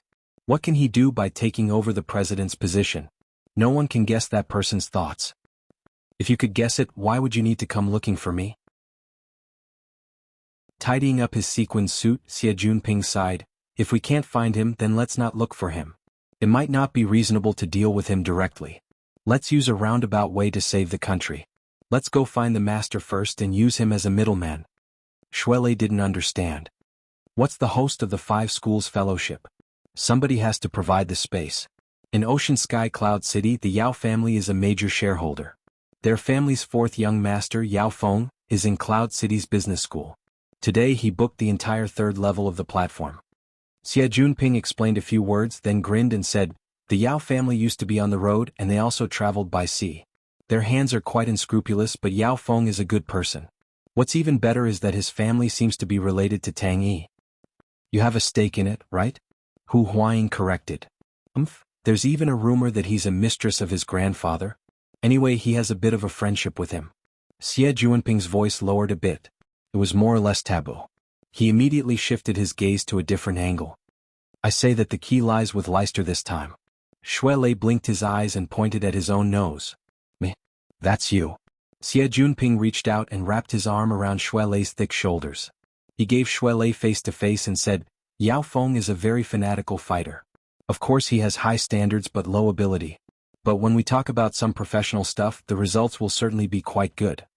Hu Huaying added, "Tang Yi is a fighter herself. Many people say this." Xie Junping made the decision. "So today we'll start with martial arts. Leister, we're relying on you." "This is fine. How about we stop talking about it?" Xue Lei was far more cheerful than Luo Nan, but the two brothers were more or less the same when it came to dealing with people. Xue Lei thought of the burden on his shoulders and felt a bit apprehensive for a time. Xie Junping never expected that this big and tall brother would actually want to run away at the last minute. He was exasperated at Xue Lei's failure to meet his expectations. What the hell are you nervous about? This is a social party. It's actually very simple on the student level. It's nothing more than finding an excuse to relax. The venue, the drinks, the beauties, the handsome men, and the unspeakable things. Are you afraid that Tangy will take a fancy to you? So what if she takes a fancy to you? Don't tell me you're training in the Virgin Arts? You're the one who's training in the Virgin Arts. Shuelei's voice rose by a notch, but then he felt weak. You guys are all playing this crazy? Everyone has their own choices. Only by participating in these kinds of activities can you find your position. You know who you can cooperate with in the future. You know who you can use. You know who you can sell. You know who you need to hide far away. Xie Junping was deep in thought. He looked at Shuelei's expression and spat out a mouthful of spittle. You really believe that? A bunch of students. Students? Who doesn't play a little bit first? If you don't like it, then you fight. If you do like it, then you fight. If you do like it, then you make friends. Everything is easy to talk about. Besides, we're just preparing for a rainy day. We don't need to look at Tang Yi's mood. We're just giving her face. Let's go. Xie Junping dragged Shuelei along as the group walked in circles around the viewing platform. After a few turns, they arrived at a semi-open bar in the corner. There was a circle of sofas here. There were no lights. Only a faint blue glow spilled out from the world's #1 cylindrical water tank. 7 people sat on the sofa. 4 men and 3 women. I found the main character. Xie Junping spoke in a low voice. Then he strode forward to the outside of the circular sofa. He slapped the back of the sofa, scaring the person closest to him. When he turned his head to look, he laughed and cursed. This was how they got into a conversation. Luo Nan naturally used his mental senses to distinguish them due to the dusky lighting and the fact that he was cultivating in the eye's orifice. Soon he felt that aside from Yao Feng, who was talking to Xie Junping, the 3 men in the group of 6 were quite eye-catching. 2 of them were relatively young. They were around 20 years old. There was another person who was a bit older. He was around 30 years old. This age was already beyond the norm for this party.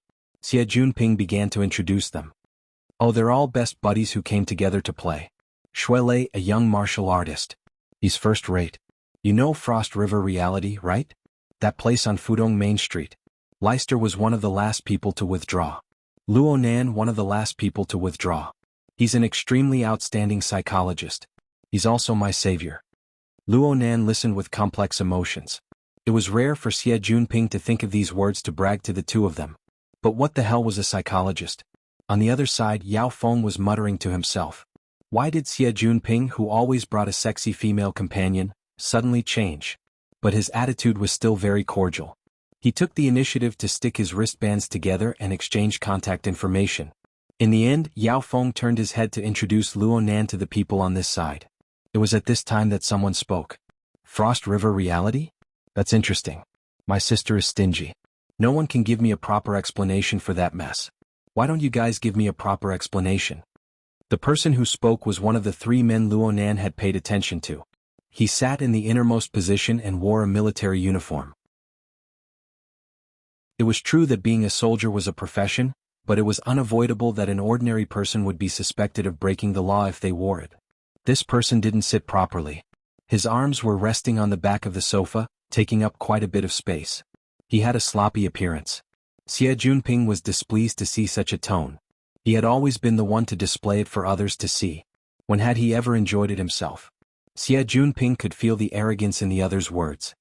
His heart became angry, but Hu Huaying lightly tapped him in the ribs. There was also Yao Feng. He used the dusky lighting to fiercely signal Xie Junping with his eyes. Xie Junping didn't drink alcohol or take drugs. His mind was still clear. His heart skipped a beat. He swallowed the words that were at the tip of his tongue. Yao Feng seized the moment of silence and rushed to introduce him. Come. Let's get to know each other first. I'll introduce you guys. Yidonglu. The soldier, inside, raised his hand. It was as if he was signing up. His voice was cheerful. He's just an outsider. He came to join in the fun. Xie Junping's mind spun in a circle. He really didn't know where this immortal came from. However, this person didn't look deep. Xie Junping could roughly guess his temperament. He was a silk pants. A big silk pants. Like repels like. Xie Junping just couldn't find this fellow pleasing to the eye. At this time, Hu Huaying moved closer and whispered into his ear. Empty sky he. It was only 3 words, but the meaning behind them was truly terrifying. Xie Junping screamed in his mind, "Fuck me." He immediately admitted defeat. He was worried that Luo Nan and Xue Lei wouldn't be able to handle the situation well. He rushed to put on a sea-style attitude and laughed. "What outsider? There are no outsiders here. We'll get to know each other from here. My surname is Xie Junping. I'm just a bored idler." His finger streaked across Luo Nan and Xue Lei before landing on Hu Huaying. "I've introduced these two. There's also my other best friend. Hu Huaying Hu Old Third. He's a large farm owner. I feel that his family's farm will be opened into the wilderness sooner or later." Xie Junping wanted to blur the focus and skip the problem of Frost River reality. Yao Feng was very cooperative. He said with a beaming smile, "Third's family raises cattle. My family raises fish.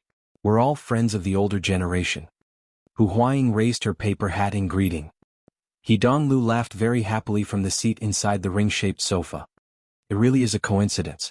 We can all match up. We also have a martial artist here. We also have an old driver. How would a doctor and a driver match up?" This bro's train of thought was too jumpy. The group of people were a bit stupefied. Yao Feng was the first to recover. He hurriedly changed the topic. "Let me introduce you. This is Feng Jiejun, Instructor Feng. He's the youngest high-level instructor of the Thunder Falcon Dojo. He should be in the same circle as Xue Lei. It's a good opportunity to get closer. We'll interact in a bit. Maybe we'll even work together." Feng Jiejun was only in his early 20s. He was older than Xue Lei by 5 or 6 years, but he was already very young. Compared to Xue Lei, he was a bit thinner and a bit more handsome. He was the type that was very popular with girls. Xue Lei? He should be a rising star in the circle. Let's get to know each other.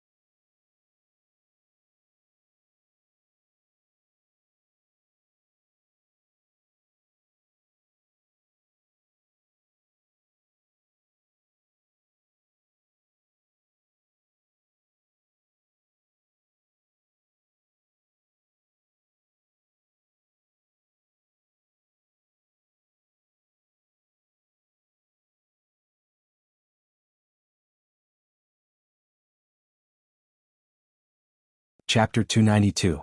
Feng Jiejun's eyelids drooped slightly, but the smile on his face became much clearer. "Coach Xue." Xue Lei said modestly, "Not at all. I'm at most an assistant instructor in the dojo. I haven't finished my apprenticeship yet." "Is that so? Which dojo is it?" Xue Lei wouldn't let go of any opportunity to make the dojo famous. He immediately enunciated clearly, "River Wu District, Divine Yu Dojo." "The dojo master's family is surnamed Xiao?" Feng Jiejun grinned, revealing a mouthful of white teeth. "I've heard a lot about you. Shuelei was startled and then delighted. Coach Feng, you know our dojo master? Of course I know him. He's a divine fish after all. He's famous. The word fish was especially long. No matter how straightforward Shuelei was, he still felt something was wrong. He looked again at Feng Jejun, who was smiling and extending his hand. We should also get to know each other. In the martial arts circle, shaking hands wasn't a good thing. Want to shake hands? Shuelei hesitated slightly, but seeing the other party's resolute attitude, he curled his lips and also extended his hand. The two shook hands. He then heard Feng Jejun continue, I've heard of Dojo Master Shio's great name for a long time. After all, it's rare to see someone who can open a fish dojo in Basan building for 10 years. It's said that he'll be moving soon. Feng Jejun wanted to display his relaxed attitude and speak fluently, but at the last moment he suddenly choked. Shuelei raised his thick eyebrows. A teeth-numbing screeching sound came from where the two shook hands. Then there was a light explosion like a slightly deflated balloon being burst. At this moment, Feng Jejun's palm was like a spirit snake. He withdrew from Shuelei's 5 fingers, but his body unconsciously leaned back, stiffening for a moment before straightening again. He lowered his head to look at his own palm. His expression darkened, and the corner of his mouth twitched before recovering his smile. Your strength is polished quite well. Enemies meet on a narrow road? He Dong-Lu sat up a bit and withdrew his arm from the back of the sofa. His palms banged against his abdomen and he even rubbed them a couple of times. He had the attitude of watching a good show. What you said wasn't wrong, but was it really good to say it directly? Even Xie Junping had to concede defeat to He Donglu's silk pants ability. He thought to himself, if I don't drink and take pills, I'm afraid I won't be able to beat him. Yao Feng felt that he had suffered an unexpected disaster, but he couldn't vent his anger. He could only rack his brains to persuade him. It's common sense to spar in martial arts, but if you come too early the later programs will be boring. Young Master He? You're right. He Dong-Lu readily accepted advice. He appeared to be quite easy to talk to, but once he opened his mouth, it was somewhat like his words were made of gold and jade. Feng Jejun frowned slightly and finally took a step back. However, Shuelei wouldn't let him off so easily. He glared angrily at Feng Jejun. Seeing this, Feng Jejun's eyes darkened. Upon seeing the situation, He Dong-Lu laughed. Don't be anxious. Didn't you hear that there will be another program later? When the time comes I'll give you a share. I've been waiting for so long. Old Yao, where's your family's greatest treasure? Yao Feng looked down at his wristband and forced a smile. We're almost there. He gave Xie Junping a meaningful glance as he spoke. Xie Junping understood tacitly and suppressed the unhappiness in his heart. He chuckled. Young Master He, go ahead and play. We'll walk around a bit more. He Dong-Lu pointed at him with his hand. Don't forget about the program. Program my ass. Xie Junping cursed in his mind. If he were to talk with Yao Feng for a while longer in this situation, Yao Feng would probably cry. He definitely wouldn't be in the mood to help them hook up with Tang Yi. From this, it could be seen that their primary goal in participating in this party was most likely to fail. He and Hu Huaying dragged Luo Nan and Shuelei away. Shuelei hadn't said a single word ever since he grabbed Xie Junping's hand. His expression was solemn, and his anger had yet to dissipate. He was pulled a few steps away by Hu Huaying, and then he turned his head to look back. Feng Jejun didn't respond. It looked like he was on the phone. Luo Nan watched the entire exchange from beginning to end. He completely became a spectator. Whether it was smart or clumsy, the way these second generations dealt with each other was not his domain of expertise. He had no interest whatsoever. Only Feng Jejun's matter was baffling. It even involved Xiao Xinyu and his Daoguan. Luo Nan had no choice but to worry. His thoughts stirred slightly, and Feng Jejun's words from a dozen meters away, including the general response from the other side, were all captured by his mental senses and transmitted back to him. Shuelei's expression was still quite ugly. He found it hard to calm his anger. This Feng fellow is really baffling. Did our Daoguan provoke him? Is Basan manner a hindrance to him? Luo Nan responded casually as he monitored the situation over there. It's hard to say. Huh? You're saying? Shuelei wasn't stupid. Once he confirmed the key elements, he followed the vines to the melon. He soon pulled out a chain of clues. The meaning behind this Feng fellow's words is that he's jealous that our Daoguan is at Basan building? The Thunder Falcon Dojo is a big business. It wouldn't go so far as to. Could it be that he lost a bet back then and wants to get back at us? That's about it. Luonan remembered Shuelei mentioning something. Back when Xiao Xinyu settled down in Xia City, he made a bet with someone and won the right to use the Daoguan's grounds for 10 years. Feng Jiejun had mentioned words like 10 years and moving away when he was talking to Shuelei. Luonan compared this to the information revealed in the conversation, and the situation became clearer. Shuelei spat. The Daoguan is about to move away before coming. What were you doing 10 years ago? This won't do. Nanster, I'm going to make a call. Contact the gym master? Yes. The gym master never mentions these things, but he's about to provoke us. We can't muddle through it. Luonan stared at him. Be patient when you ask. Tell me later. Shuelei nodded. He found a secluded place and contacted the Daoguan. Since Xiao Xinyu usually didn't carry electronic devices, the call was a bit more troublesome. Luonan looked at Shuelei's actions and subconsciously shook his head. I might not be able to get the answer. I need to go through other channels. From Luonan's understanding of Gym Master Xiao was truly a man of few words. As long as Gym Master Xiao didn't want to talk, no matter how Shuelei pestered him, Gym Master Xiao wouldn't get any answers. Luonan wanted to find more channels to gather information in order to prevent the Gym Master from being stubborn. His best choice in Xia City was undoubtedly the Explorers Society. The society was able to absorb a powerful martial artist like Mr. Giant Arm. Presumably, the society should have a good understanding of the matters of the circle. Luonan pressed his earlobe out of habit. He had just logged onto the psychic wave network, but he was unable to find anyone. A small portion of the deep blue light in the environment was suddenly blocked by shadows. The remaining light shook violently. Some sort of oppressive factor caused the nearby people to instinctively turn their heads. Their gazes turned in the direction of the central crystal pillar.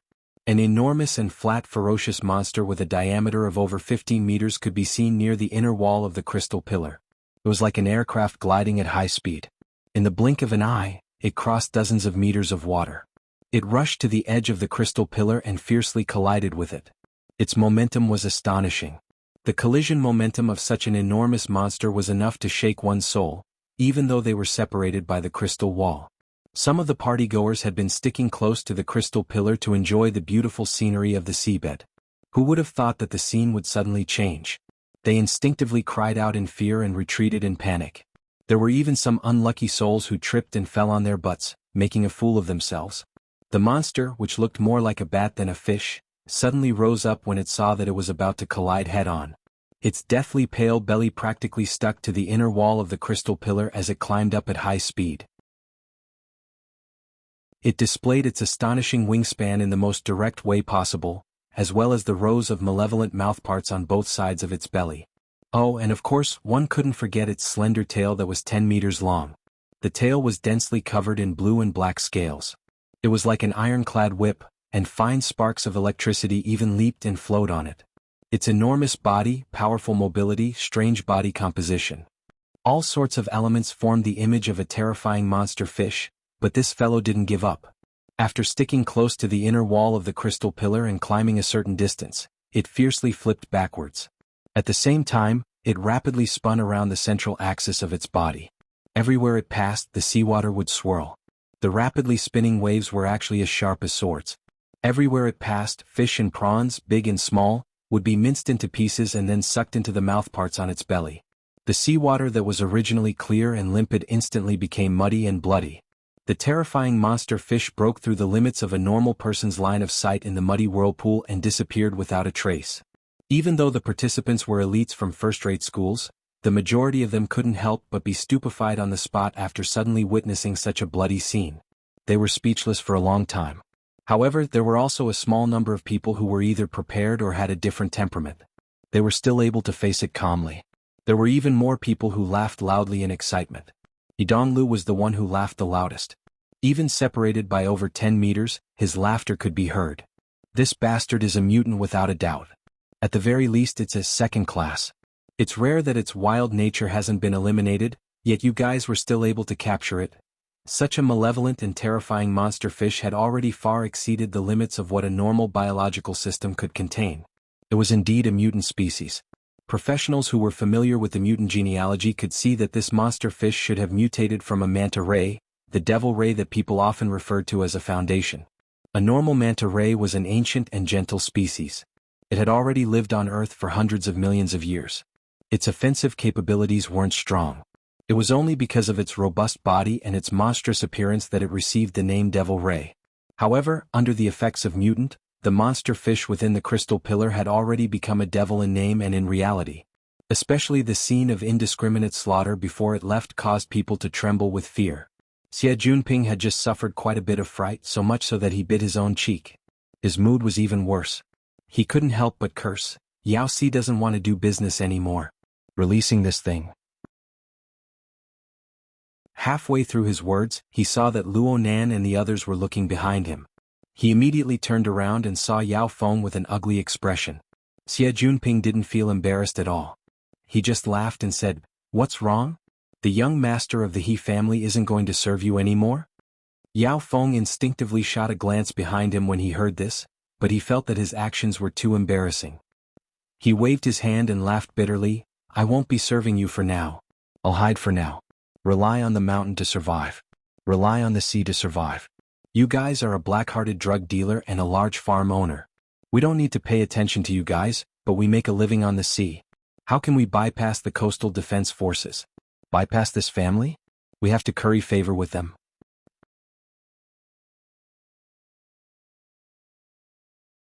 Chapter 293. Oh, which one?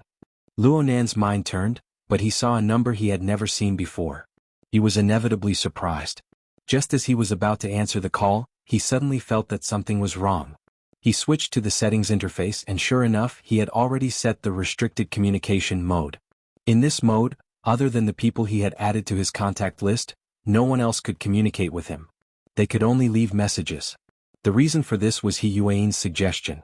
It was said that it could minimize distractions and focus on cultivation. So the question was, how did this number get in? Luo Nan was also curious as to who was talking to him. He was just about to connect when the other party's communication request was cut off. He waited for a while but there was no follow-up. When he called back, the system showed, "Contact is limited, please leave a message." Alright, what's with this kind of low-level malfunction? It had been more than 10 days and the debugging of the psychic wave network still hadn't ended? Luo Nan shook his head and cast this matter aside for now. He shifted the focus of his attention back to Divine Yu Jim. Obviously, Luo Nan needed to find people in the circle to understand the grudges and grievances of the martial artist circle in Xia City. But Luo Nan filtered through the people he knew in the society, and he only remembered Giant Arm. It was still a situation where he knew the other party, but the other party might not know him. Then he could only find someone close to him. Crag Burst seemed to be the most suitable. That person came from the military, but he was one of the top 10 powerhouses in Xia City in terms of physical strength. He also had a lively temperament. He should have a common language with the martial artist circle. Luo Nan organized his words in his mind and sent a communication request to Crag Burst. Unexpectedly, the system was still as cold as ever. The other party's communication is restricted. Please leave a message. Luo Nan could conclude that there was indeed a problem with the psychic wave network. He couldn't help but scratch his head. He was used to the convenience of the psychic wave network, and the members of the association would rarely record their wristband communication numbers, and he was no exception. Now he had lost contact with all of them. He could only wait. At this time the second generations were still hurting each other. Yao Feng poured out a pile of grievances, but Xie Junping was completely uninterested. He only asked what he was concerned about. "Hey, that's a mutant. You placed it here. Don't tell me you messed around with Ocean Sky Cloud City and then bought it from other shareholders at a low price." Hey, you can't talk nonsense about this kind of thing." Yao Feng's face turned green. He wished he could cover Xie Junping's mouth. Unfortunately, he couldn't cover it up. He could only grit his teeth and explain, "It's a client. He's also a distant relative of my mother's. He loves collecting mutants and was willing to spend a lot of money to order one. It wasn't easy to get it for him, but who knew that he would die from overexcitement while watching the underground boxing match? It's not suitable to put it back in the sea, so I can only leave it here. I've been having a headache these past few days because of this thing." "Who are you trying to fool?" Xie Junping wasn't fooled. In your Yao family, it's not easy to find cooking utensils, and there are ponds all over the place for fish. Is there a need to place them here to spoil the simulated ecosphere that you've painstakingly built? This is all business. Hey Yao Si, are you sure you don't have any way to make money that you want to share? Xie Junping giggled mischievously as he held onto Yao Feng's shoulder. He stole a wink at Luo Nan. Since Yao Feng took the initiative to deliver himself to Luo Nan, there was absolutely no reason to let him go. This time, Xie Junping was going to keep a close eye on this predetermined middleman. He was going to establish a connection with Tang Yi through him, and Hu Huaying was on the sidelines. The two cooperated with great rapport. Luo Nan could only watch from the sidelines. He stayed for a long time and listened to all the twists and turns. He felt that it was quite boring and Shuelei was still on the phone with the Daoguan. His feet were pacing endlessly. It seemed that things weren't going too smoothly. Luo Nan stood silently for a moment, then his gaze turned to the simulated marine ecosystem behind him, which had just experienced an attack. After the monster fish wreaked havoc on this side, it fled into the depths of the crystal pillar. It had long since disappeared without a trace. However, even though a considerable amount of time had passed, the monster fish's power still lingered. Many schools of fish that were swimming leisurely were intimidated by an incorporeal pressure when they approached this area. They scattered and fled one after another. Beautiful purples and reds blossomed within the deep blue light. There was a different kind of marvelous beauty to it. Luo Nan calmly watched these chaotic schools of fish. Light swirled in his eyes, but he didn't open his eyes orifice to cultivate. He just did a few rough experiences. His feet slowly moved with the school of fish during this process. He was already quite a distance away from Xie Junping and the others by the time he came to his senses. He didn't care. In any case, he was communicating with Yao Feng right now. It wasn't his turn to appear. And as long as he wanted to, the entire party area was within the range of his clairvoyance. He wouldn't get lost. He tried to communicate with the psychic wave network, but it still hadn't recovered. He didn't think too much about it. He strolled forward along the viewing platform, stopping every now and then. His eyes observed the school of fish, and his mental senses went in and out. 2 different domains, 2 different modes. They were different, but because the sources of information overlapped, they displayed a marvelous corresponding relationship. Luo Nan walked halfway. The information on the mental plane and the material plane corresponded with each other, naturally triggering mutual interference. The magnitude of the interference was extremely small. It was perhaps 1,000 times weaker than the amount of soul strength transferred from the formatting barrier. However, the influence on the eye's orifice still existed in reality. Luo Nan's eye's orifice, what was even more rare was that it was unending. It had the wonderful effect of silently moistening things. The recovery speed of the water level of the eye's orifice also slowly increased. Luo Nan savored the subtleties within in detail. He was absent-minded for a time. This is a good thing, right? He stopped moving. He had a feeling of unease.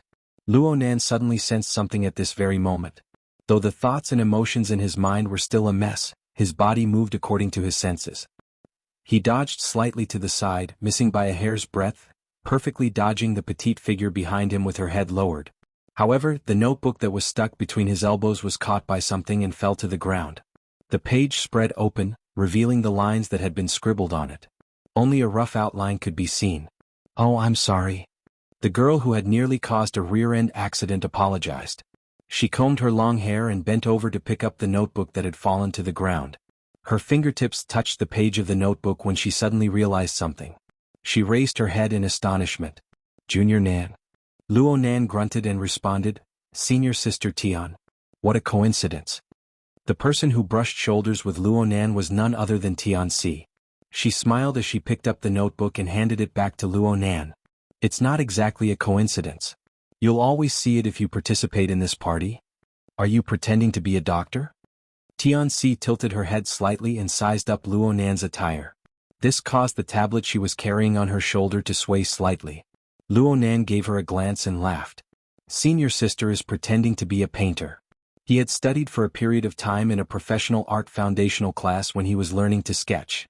He was no stranger to the attire of a professional. Tianxi was also very clever. She was still wearing the same attire she wore on campus. She just had an additional drawing clip, but she displayed a refined and gentle temperament. It was sublimated when contrasted with the tool. No one would be able to say that she was a female artist who had gone out to collect art. However, the drawing clip was most likely the thing that had just hung on the notebook. Tianxi replied with a smile, "I've always been in the Design Institute. Although I'm currently focused on industrial design, I did pursue some art in my early years. How is it? Not bad? It's a good match." Luo Nan's words came from the bottom of his heart, but he had no intention of starting a conversation. He was currently in a restless state of mind. He said a few words out of courtesy and wanted to leave. Tianxi pursed her lips into a smile. She had the posture of having a long conversation. Junior brother Luo's attire is a bit strange. Luo Nan couldn't just ignore her words. He asked honestly, "What's strange about it?" "I just feel that junior brother Luo shouldn't be a doctor. It's purely a feeling." Tianxi's fingers playfully drew 2 circles around her temples. Then she pointed at the notebook that had just been delivered to Luo Nan's crook. "There's also this tool. It's a bit out of place." Luo Nan simply answered, "I carry it with me. I'm used to it." Luo Nan felt that it was truly strange for Tianxi to blurt out such meaningless words. The relationship between the two was superficial. Even if Tianxi wanted to find someone to chat with, she shouldn't have chosen him. Luo Nan's mind sensed something as soon as his thoughts reached this point. He focused his mind a bit and saw a young man in his early 20s behind Luo Nan. The young man's attire was basically similar to Luo Nan's. He was a doctor character with a tall and straight figure and a handsome appearance. However, the gaze that was cast in Luo Nan's direction was a bit unfriendly. Tianxi should be able to see this person from her angle, but she just acted as if she didn't know. She chatted with Luo Nan with a smile. Luo Nan looked at the expression and movements of the young doctor. He had more or less guessed what was going on. He shook his head in his mind. Tianxi leaned over. Was she expecting him to attract the firepower? None of the people who could participate in the 5 schools fellowship party were easy to deal with. He was young and not tall, so it would be a waste to use him as a shield. Just as he was pondering how to expose her, he heard Tianxi praise lightly, "I took a second look just now. Junior brother Luo's foundation in drawing lines is very solid. 3 years later, if I can enter the school of design and inherit my family's teachings, it will definitely be a story to be told." Homeschool. Luo Nan's mind trembled. His original thoughts scattered in an instant, leaving behind only chaotic emotions. He didn't know how to respond for a time. Tianxi put her hands together and made an apologetic gesture. "I'm sorry, junior brother Luo. I found it very strange last time at Frost River Reality. You were the only one with a different surname among the group of Mo family youngsters, so I asked Mo Chio a question. Then I heard Tianxi mention a few things about you that were circulating in their society. I was curious for a moment, so I looked up some information. Only then did I find out that you are the child of Senior Zhongheng and Senior Sister Qingwen." Yes, Luo Nan's parents had indeed studied at the School of Design. Tianxi's words about homeschool were completely correct. Tianxi took a step forward, her attitude becoming more intimate.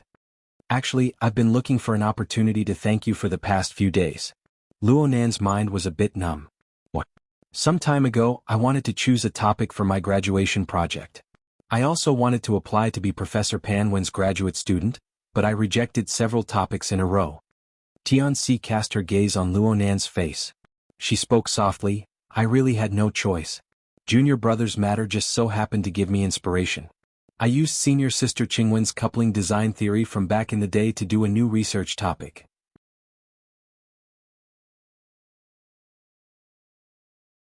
Chapter 294. Luo Nan's mood was indescribable in a short dozen or so seconds. Tianxi spoke of matters that were closely related to his family, but the information, the names, and the concepts were all so unfamiliar. It was like he was in a dream. He strove to merge into it, but he was always lacking a bit. He could only do his utmost to memorize, afraid of missing a single word. He would completely dissipate when he woke up from the dream. He waited for Tianxi to stop talking, but he still wanted to continue. He subconsciously reached out and touched the protective glass between the viewing platform and the crystal pillar. He used the ice-cold sensation to make his mind a bit clearer, and he confirmed that Tianxi's words just now were not forgotten in the slightest. Perhaps his reaction was strange, but Tianxi was a bit puzzled. "Junior Nan." Luo Nan really wanted to tell her, "Tell me a bit more," but the words changed when they reached his mouth. "They graduated 20 years ago, right? Senior Sister Tian actually knows about them?" Tianxi's eyelids drooped slightly, and she revealed a gentle smile. "After all, many years have passed. It would be a lie to say that I have a deep impression of them. But as long as I look up some information, many things will appear before my eyes. However, I've heard that when it comes to architectural philosophy and aesthetics, some old professors will always use gear as an example. Senior Sister Qingwen's name has always resounded." Luonan forced a smile. Is that so? In comparison, I admire Senior Zhongheng more. After all, I study industrial design, and Senior Zhongheng's theoretical knowledge is a bit stronger. Many of his research conclusions aren't outdated even now, including some conceptual product designs. They can be used at any time, saving me quite a bit of effort. Tianxi had clearly studied the information diligently. She spoke without thinking and there was evidence to support her words. But what made Luonan feel awkward was that the more she spoke like this, the more confused he became. He didn't even know how to respond. His hesitation caused a gap to appear in the atmosphere of a coherent conversation. This gave a certain person an opportunity. Sisi. The young doctor who had been observing from the back all this time walked over with quick steps. His movements were very urgent, and he rudely stood between Luonan and Tianxi, using his shoulder to block Luonan's line of sight. Sisi, you made it easy for me to find you. Luonan's brows furrowed. His fingers pressed against the protective glass. He had a bad feeling. He roughly understood why Tianxi could not wait to avoid this rather handsome young doctor. Such a temperament and behavior were a waste of his good looks. Even the elites of the 5 schools were so unreliable. Luonan's mood turned very bad. He didn't want to get involved in this melodramatic matter, but the vast majority of what Tianxi had said was what he urgently wanted to hear, what he wanted to memorize. Tianxi had said that she had looked up a lot of relevant information for her graduation project. How could it be only this little? There must be a lot more in her stomach, but after the rush, it wouldn't be easy to fill it up. Luonan stared ahead at the spine wrapped in a white coat. He took a deep breath, but he was unable to suppress his fidgety mood. President Zhu. Tianxi hugged the drawing folder and crossed her arms over her chest. She took half a step back. Her body language was very distant, and she didn't even pretend to speak. Based on her usual smooth style, this performance was about to reach her limit. Unfortunately, President Zhu didn't sense this at all. Or perhaps he did sense it, but he didn't care. His body leaned forward, once again closing the distance between him and Tianxi. He used the tone of a host to speak. Sisi, the party is about to officially begin. I solemnly invite you to pair up with me. Tianxi really couldn't take it anymore. She took another step back and stuck half of her body out. She extended her hand toward Luonan, forcefully diverting President Zhu's attention. Let me introduce you guys. This is President Zhu Maoxuan of the Cloud City Business School's Elite Society. This is my junior Luonan. Zhu Maoxuan was very dissatisfied with Tianxi's body language, and he didn't like Luonan at all. Well, he was already in a bad mood when he saw Luonan and Tianxi conversing and laughing 2 minutes ago. He had long since decided on a plan in his mind. Bullying juniors was no pressure for him. They were rookies after all. Rookies were meant to be bullied. Zhu Maoxuan was pondering over how to give the little boy in front of him, who had yet to shed his fetal hair, a deep impression. On the other side, Tianxi did something that made him fly into a rage. This petite, gentle and beautiful girl directly bypassed him to walk over to Luonan's side. She even hooked her arm around the little boy's. Apologies, President Zhu. I just promised Junior Nan that I would bring him along tonight. Junior Nan just arrived at the school not too long ago. This is his first time participating in this sort of activity. He's still scratching his head. Tianxi seemed to feel that the action of hooking her arm was a bit too intimate. She let go and patted Luonan on the shoulder. She was older than Luonan by 6 or 7 years, but she was a bit shorter in stature. Patting her like this was a bit humorous and pretentious. In this way, it had nothing to do with the feelings between a man and a woman. Tianxi's series of actions caused Zhu Maoxuan's expression to fluctuate between clear and dark. He was unable to fathom her relationship with Luonan. Naturally, he was quite angry in his heart after being refused by Tianxi. However, if this was really a senior sister looking after her junior brother, then he would forcefully interfere. Things would really get out of hand and he would lose a bit of face. Oh, hold on. He had observed Tianxi and Luonan from beginning to end from the moment they met. Since when did Luonan have a pleading expression? Motherf asterisk her. You're playing me for a fool. Zhu Maoxuan's temperament had always been tyrannical. He had the nickname of the butcher in the Cloud City School of Business.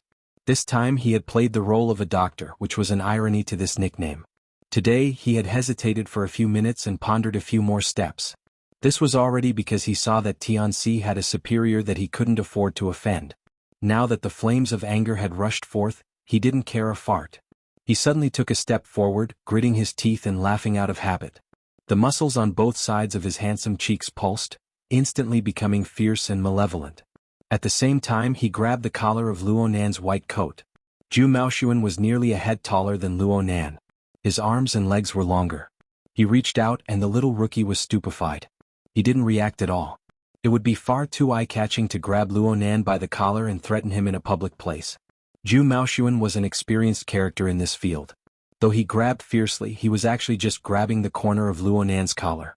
He shook and shook, exerting a bit of force, letting the inside of Luo Nan's collar rub against Luo Nan's neck. Junior brother Luo, right? To be able to dress the same way as you is also fate. Today we get to know each other. I will remember you well. Don't doubt me. My memory has always been quite good. I won't forget any face. Raise your head. Don't be like a girl. The vicious voice commanded Luo Nan to raise his head. At the same time he used an exceptionally vicious gaze to stab Luo Nan. Senior's teachings are enough for you to enjoy for 10 years. You can't even say thank you. The voice came to a sudden stop. Luo Nan raised his head and locked gazes with Zhu Maoxuan. He looked into Zhu Maoxuan's eyes. His eyes went from vicious to scattered, and then from scattered to vacant. All of these changes actually happened in an instant. Luo Nan gently removed Zhu Maoxuan's stiff hand. Zhu Maoxuan was like a soulless puppet. His joints were all rusted away. Luo Nan frowned and increased his strength, causing Zhu Maoxuan to stagger backward. Zhu Maoxuan instantly came back to his senses. It was as if he had touched a viper with his outstretched hand.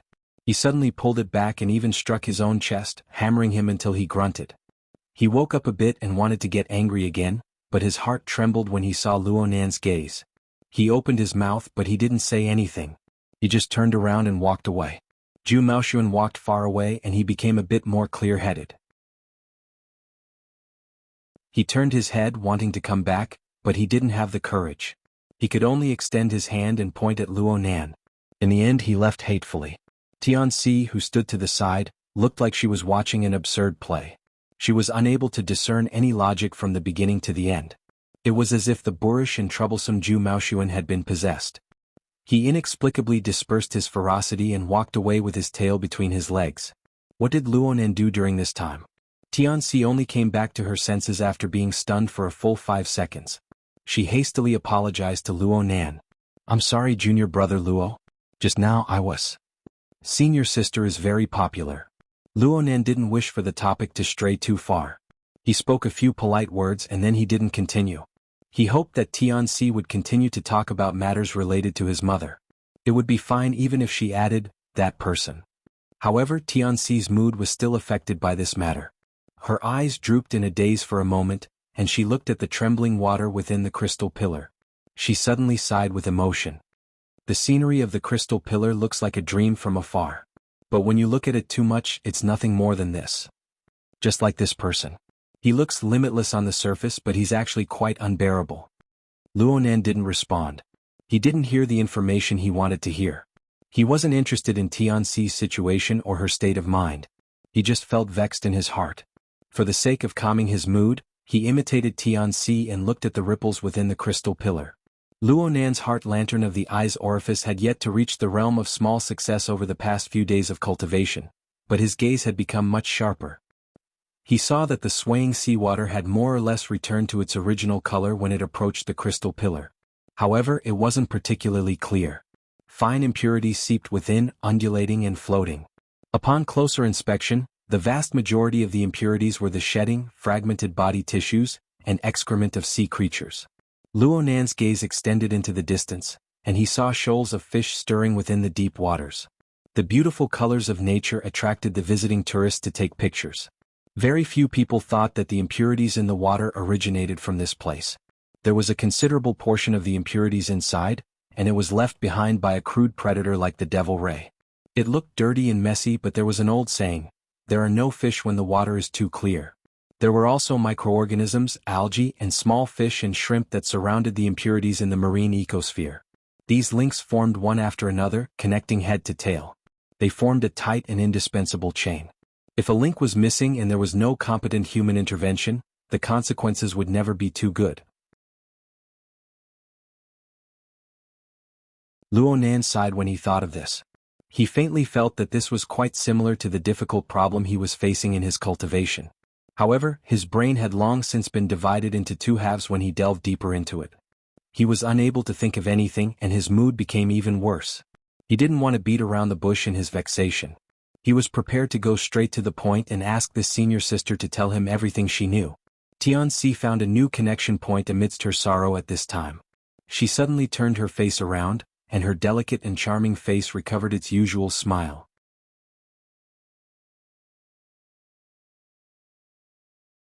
Chapter 295. Tianxi pointed at the crystal pillar in front of her. She slowly said, "The core design concept of Ocean Sky Cloud City is to facilitate the close integration of the ocean system and the building system. Dynamics, data, ecology, and other elements are effectively connected. This is also an important part of Senior Sister Qingwen's coupling design." Luo Nan's gaze cut across the crystal pillar and the complex structure of the building. He used his mental senses to observe more specifically, but the more he did so, the more confused he became. He didn't know what to say next. The question he wanted to ask the most right now was, what is coupling design? Tianxi didn't understand Luo Nan's current predicament. Her smile grew more natural and intimate after she spoke. She clasped her hands together and made a praying gesture. "Junior brother Luo, may I be so bold as to ask if your family has any information left behind by the two seniors? I want to make a copy for reference. Of course, I will pay great attention to intellectual property." Luo Nan gaped. At this very moment, a bit of face was not worth mentioning in the face of his intense thirst. He turned to the side and stared at Tianxi. "Senior Sister Tian, my mother passed away early. She separated from my father a long time ago. There is practically no information about them at home." Tianxi went, "Ah, so it's like this. Sorry, I thought." Luo Nan interrupted her before she could finish speaking. He spoke urgently, "Senior Sister, can you give me a copy of the information you collected? I really need it. I really do." Tianxi suddenly understood what Zhu Maoxuan was feeling when she was enveloped by Luo Nan's gaze. Luo Nan's eyes were a mess of color under the deep blue light, but there was an indescribable pressure that penetrated her. It was as if a layer of raging flames had burned through her eyes and heart. It made her want to close her eyes in haste, and her heartbeat sped up. Tianxi was a member of the Mutual Assistance Association. Her ability to express herself had always been her forte. But right now, her ability to express herself, which represented logic and reason, vanished like smoke in the blink of an eye as she faced Luo Nan's eyes. Instead, the emotions she had successfully suppressed all this time intertwined and tangled in her mind. She was a bit stupefied for a time. Only with great difficulty did a thought emerge. They really are alike. Sure enough, they are the same type of people. Luo Nan and that person's figures overlapped, bursting with sparks. Tianxi's mind trembled heavily. She unconsciously took a step back. "Senior Sister Tian?" Luo Nan didn't quite understand Tianxi's reaction. Wait a moment. Tianxi's condition finally recovered a bit, but her throat was still a bit tight and dry. She lowered her head, not daring to look Luo Nan in the eye. She was afraid that her soul would fly out of her body if she took another glance. She lowered her head and fiddled with her wristband. She closed her eyes, adjusted her breathing and sorted out her emotions. 3 seconds later, she began to operate and brought up a series of data that she had saved in advance. It was originally your parents' information. If junior brother wants it, it's just a matter of asking. Tianxi raised her head and forced a smile. "I'll share the information I've stored in the cloud with you. Most of it comes from the Academy's electronic library, and some of it requires a certain level of authority. You might not have it now, but you should be able to access it in advance if you look for Department Head Xia." Luo Nan clasped his hands together and expressed his thanks over and over. "Thank you, Senior Sister Tian." "Thank you." Tianxi knew from this that Luo Nan wasn't able to see anything deeper. She let out a breath of relief, and her mind became a bit more lively. She pulled out a blueprint that Luo Nan was currently unable to see and set it into projection mode. Due to the large interference from the deep blue light in the vicinity of the crystal pillar, Tianxi took out a drawing clip and used it as a cover, allowing Luo Nan to clearly see the diagram displayed within. Even so, the area of clarity was relatively limited. Luo Nan unconsciously moved closer and stood shoulder to shoulder with Tianxi. They leaned their heads against each other as they watched earnestly. This is the tender that the designer of Cloud City Water Village submitted in the year 82. Look here. The company's technical consultant is none other than Professor Pan Wen. According to what she said, she originally wanted to lead a team in the bid to verify senior sister Qingwen's theory. Unfortunately, it wasn't particularly successful. She still holds this regret to this day. Tianxi fiddled with the AR image, causing the three-dimensional perspective of Ocean Sky Cloud City's initial design to display the complex and precise structure from every angle as much as possible. Professor Pan said that though Ocean Sky Cloud City merged with the ocean system, its craftsmanship was too heavy. It could only be used as a weight to be unconventional and unconventional. It wasn't successful in terms of construction theory. It was far inferior to gear, which was as if it was formed by nature. There were practically no traces of craftsmanship. Luo Nan listened with pride and sadness. His eyes looked at the perspective of Ocean Sky Cloud City, but his heart was thinking about gear. Tianxi could more or less understand his current mood. She thought for a bit and added some gossip she had heard through hearsay. I heard that Professor Pan specifically made a design for this. The wetlands of the Academy can be seen with the naked eye from the high-level observation deck of Ocean Sky Cloud City. This includes gear on the North Shore. The two buildings, one high and one low, mutually reflect each other? Really? Tianxi hadn't even finished speaking when Luo Nan impatiently interrupted her. Tianxi didn't think he was being rude. She just said, Cloud City Water Village has a set of ring-shaped buildings. Aside from the main building, only Ocean Sky Cloud City just happens to face the Academy. There aren't any other high-level buildings blocking one's line of sight. The height and angle are all decent. There should be some basis to this. Luo Nan immediately asked, which floor is the high-level observation deck on? The 142nd floor. Junior wants to go see it? Luo Nan nodded. He didn't say a word as he walked straight to the nearest high-speed elevator. Tianxi thought for a bit and followed. Compared to Luo Nan's undistracted state of mind, her gaze shuttled back and forth among the stream of people on the floor, searching for the target in her heart.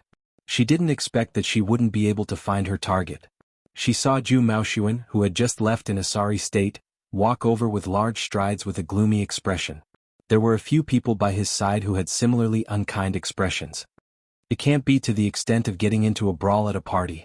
Tianxi found it hard to imagine such a scene. She couldn't help but feel fear in her heart. She wanted to find the location of the security guards, but she unfortunately bumped into Zhu Maoxuan's line of sight in the distance. Her heart panicked. The muscles on Zhu Maoxuan's cheeks pulsed. He said something to the people by his side and his feet sped up. Ding! The bell rang. Luo Nan had already pressed the button to open the door of the high-speed elevator and stepped inside. Tianxi whispered, "Wait for me." She chased after him in 3 steps. Her drawing clip slid from her shoulder to her elbow, and it bumped into the edge of the elevator as it swayed. She gasped slightly, "Hurry, Zhu Maoxuan." Just as she started speaking, a muffled rumble sounded from the floor. Tianxi shuddered, and the light in the corner of her eyes changed.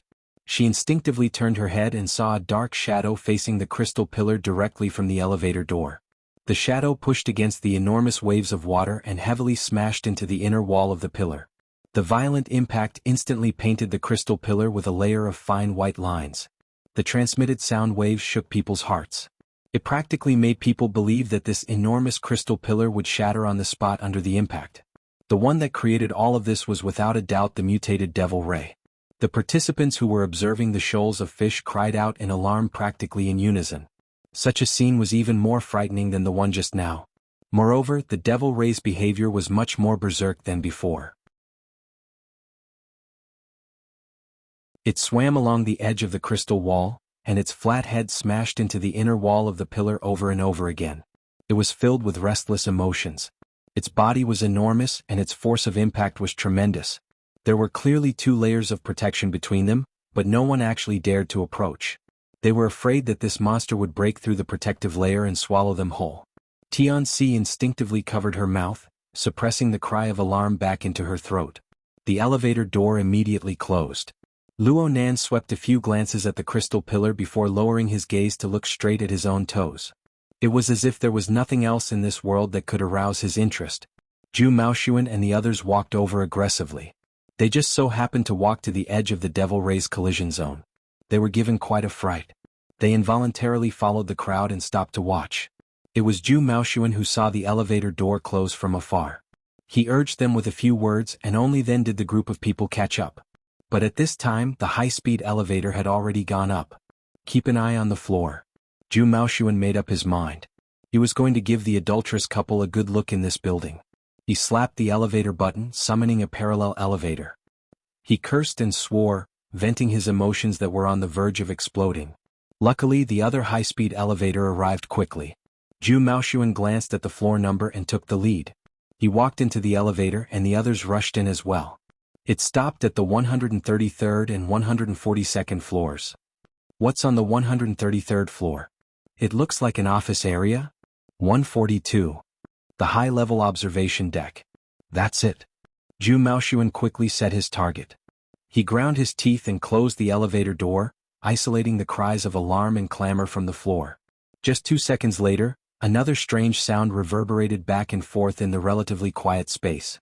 It flooded into their ears. Kacha kacha kacha kacha. The rhythm was monotonous and there was no change whatsoever. It was as if someone was fiddling with an old-fashioned pair of scissors back and forth. It didn't stop and it made one's heart fidgety. Who set this ringtone? This was the first thing Zhu Maoxuan thought of. His companions were all stupefied. Zhu Maoxuan finally discovered that there was an unfamiliar fellow who had boarded the elevator with them. Perhaps he had been in the elevator earlier. He had been wholeheartedly focused on surrounding the adulterous couple, but he hadn't discovered them. It was a public place after all. The man wore a pure black suit and sunglasses. His clothes were ramrod straight, and he looked like a bodyguard or a security agent from a TV program. He would be quite recognizable if he were to be displayed at a party. However, the most eye-catching thing was the necktie worn by the sunglasses man.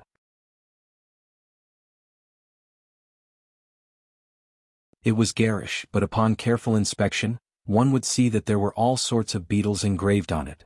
Perhaps it was because the necktie was tinted, but under the illumination of the light, a faint metallic luster seeped through it. The beetle's compound eyes flashed with light, brimming with a treacherous and unconventional color. The sunglasses man felt Zhu Maoxuan's gaze, and he slightly tilted his head. His eyes seemed to have shifted over. Zhu Maoxuan foolishly looked over and locked gazes with this eccentric fellow. The latter cracked open his mouth and faintly smiled, revealing a mouthful of pitch-black teeth that were branded with dazzling five-colored patterns. Ding! The elevator door opened and Zhu Maoxuan and his party walked out. The elevator door immediately closed. The group of people at the elevator door looked around in a daze. Where are those two? 124. They're not on this floor. Then why did they come down? Because.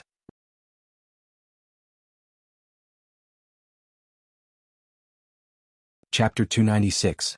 Luonan's elevator stopped at the 133rd floor. Everyone else went down, leaving only Luonan and Tianxi. The number of floors rapidly jumped up. It looked like the elevator was going to be silent all the way until he suddenly spoke. What kind of person is Professor Pan? Half of Tianxi's mind was still hooked by the berserk devil ray, and some of it was on Zhu Maoxuan's side. She was stupefied for a few seconds upon hearing Luonan's words. Only when the elevator stopped and the metal door opened did she wake up from her reverie.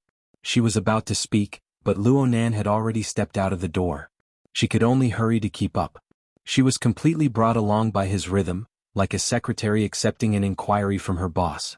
Tianxi suppressed the strange feeling in her heart and responded, Professor Pan Wen is a first-rate design theorist in the world. At least half of the reputation of our design institute is supported by her. Tianxi knew very well what Luonan was truly concerned about. She paused for a moment before continuing, Senior Sister Qingwen was personally taught by Professor Pan when she was at the Design Institute. I asked a few of my senior brothers and sisters who stayed at the school. They all said that Professor Pan loved Senior Sister Qingwen like a daughter back in the day. She's a very amiable old lady, even if she doesn't care about academics. She will certainly be very happy if you pay a visit. Luonan said solemnly, I will certainly pay a visit. That's fine. I can help you introduce her. Luonan didn't care how many thoughts were contained within Tianxi's words. He seriously memorized Professor Pan Wen's contact information.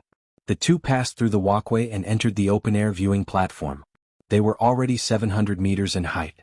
The buildings in the Pingjiang district were generally short. Aside from the main building of Cloud City, there was a vast expanse as far as the eye could see. Tianxi said that they could see the wetlands and jungles of the school from here. Dusk had arrived and the weather had turned cold.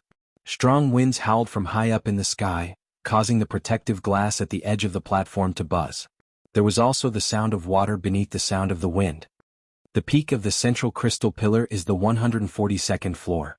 Tianxi pointed at the raised frame structure in the center of the platform. The frame was both a support and a separation. A vast body of water with a diameter of nearly 50 meters was cut out. This body of water rose to a height of approximately 2 meters, and it was surrounded by protective glass. This is the rather famous Heavenly Ocean Lake. It looks like a part of the crystal pillar, but the two are actually separate. The bottom of the lake is separated by reinforced glass. So it's just a swimming pool. It's just a gimmick that the operator modified. The two needed to pass by the edge of the frame structure of the Heavenly Ocean Lake. Luonan only shot a glance at this gimmick. He wasn't interested. The current time was just before most of the salaried workers got off work. The sky was getting dark and there weren't many people on the viewing platform, making it seem a little deserted. Luonan identified his direction a bit and walked to the edge of the viewing platform. He cast his gaze in the direction of the academy. He did see the wetland forest of the academy, and the outline was still clear. There was also the long river that passed through the forest, winding in and out, reflecting the light of the setting sun, appearing and disappearing at times. Luonan was able to determine the specific location of gear by relying on the silhouette of the forest and the river. But now the sky was gradually darkening. Separated by a distance of more than 10 kilometers, that single building was really like a small component, lost in the shadows of the boundless jungle, difficult to find. Luonan still wanted to give it a try. He believed that Tianxi wouldn't lie about this matter. He wanted to use his spiritual sense, but in this situation, his spiritual clairvoyance, which had always been successful, didn't seem to be as far as his vision. It's too late. My field of view is limited. But there are viewing mirrors here. I should be able to see. Tianxi pointed to a row of high-powered viewing binoculars at the edge. These were specially prepared for tourists, and there were only 2 or 3 people using them right now. Luonan didn't say a word. He walked forward, moved his head to take a look, and then stood up straight.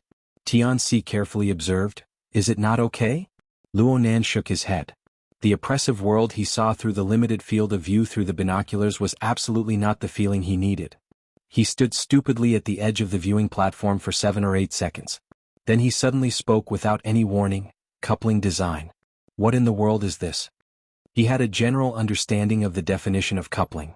It referred to the interaction and linkage phenomenon between various systems. But what did it specifically refer to in his mother's architectural theory? Tianxi had to answer this question. She grew all the more cautious and cautious. She thought over and over before saying, "The Design Institute has a relatively unified view. It is a new interpretation of the classical Eastern philosophy of man and nature are one. And the practical train of thought is in the same vein as green buildings that borrow solar energy, water energy, wind energy, and other natural energy sources." Luonan furrowed his brows. Tianxi immediately increased her tone, "But from what I can see, Senior Sister Qingwen's core idea should be that she hopes to use the orderly architectural layout created by humans to carry out an effective influence on the grand natural system. And the level involved in this influence method is incomparable to green buildings in the traditional sense. Professor Pan has an evaluation of this called the Eye of Heaven and Earth. It's a mystery within a mystery." Tianxi spoke very vaguely. She was far from researching coupling design theory thoroughly. She just picked out a nice evaluation from her predecessors to appease Luonan.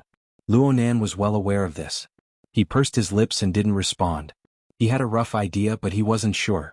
He didn't want to say it to Tianxi. It was this feeling that seemed clear but wasn't clear that stimulated Luonan's heart. It made him impatient to tear down the bewildering barrier. No matter what the answer was, it possessed incomparable value from his perspective. He took another step forward. The tip of his nose pressed against the protective glass wall of the viewing platform. He strove to look into the distance. Unfortunately, this step was meaningless when compared to the distance of a dozen kilometers. What he saw before his eyes was still only a rough outline. There was still no trace of the element belonging to gear. His field of vision had already expanded to its limits, but the precision of his resolution was still a bit lacking. As for the mental plane, he was barely able to probe forward in the void. He was still far from it. In this way, his gaze could see, his mental senses could be sensed. 2 domains, 2 planes. He was unable to find a precise target. He was tangled up quite fiercely and his mind was in chaos.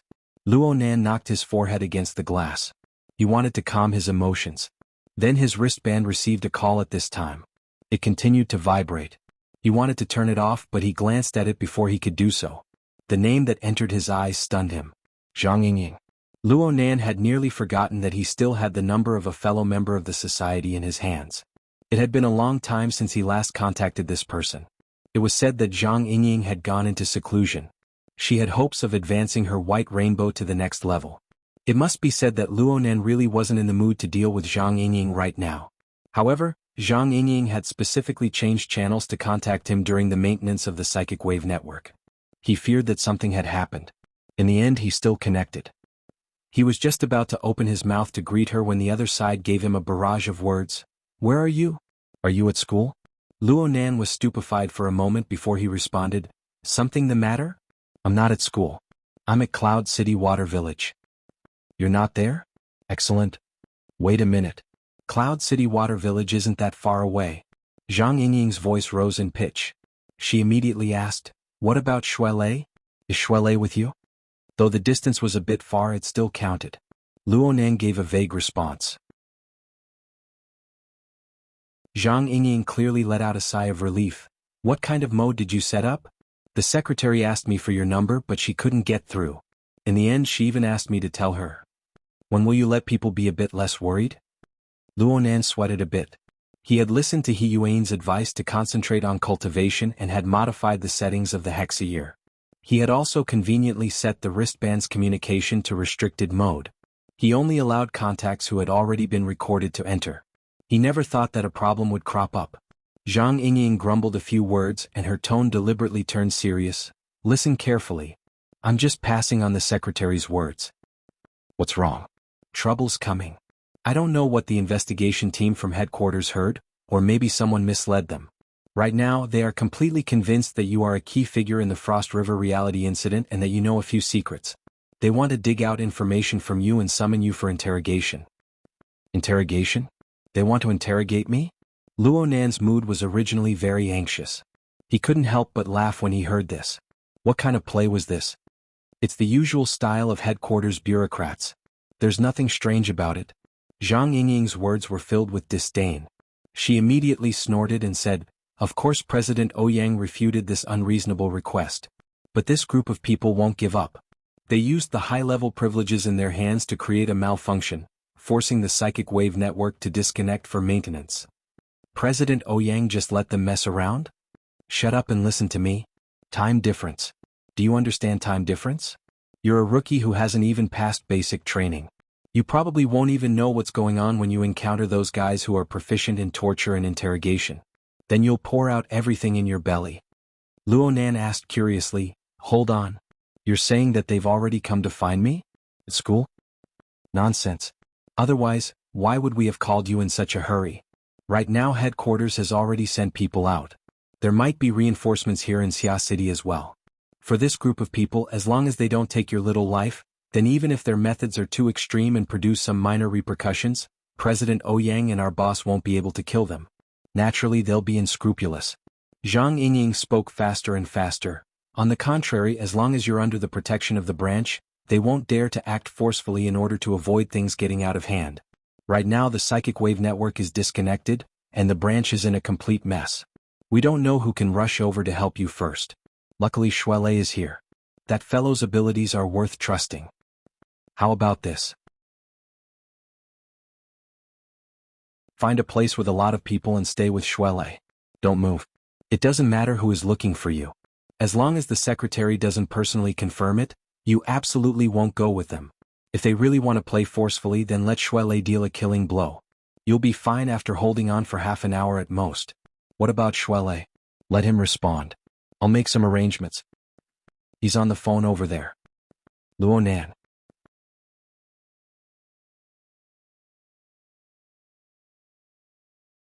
Chapter 297.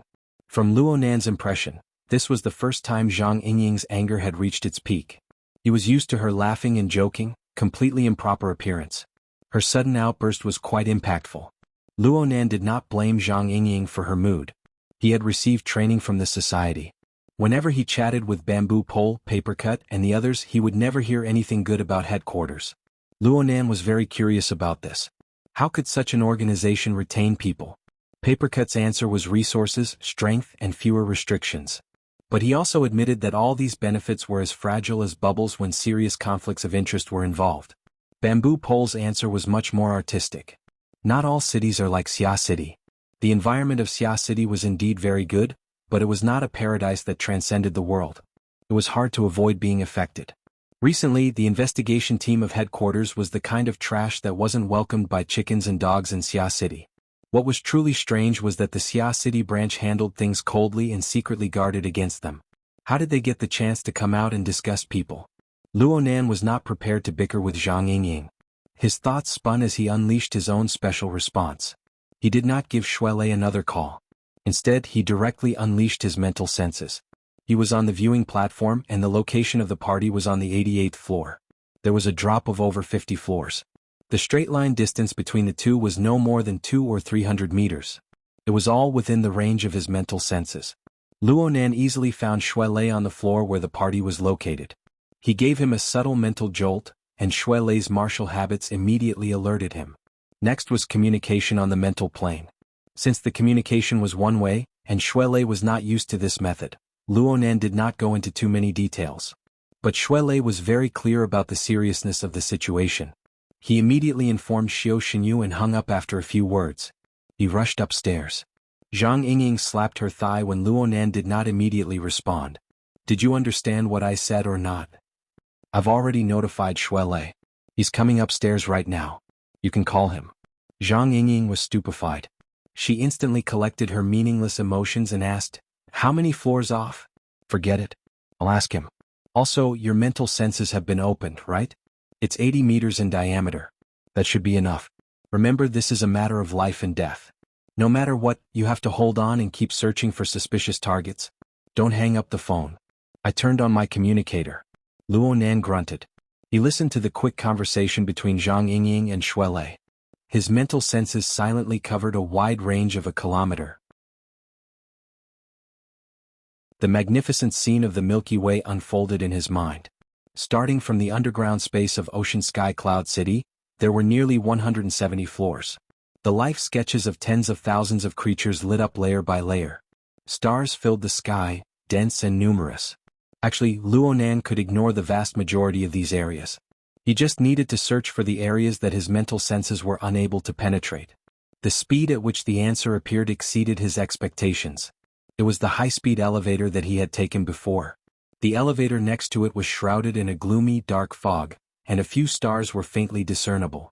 At this time, the suspicious elevator had already reached the 130th floor, which was the office area of a multinational corporation.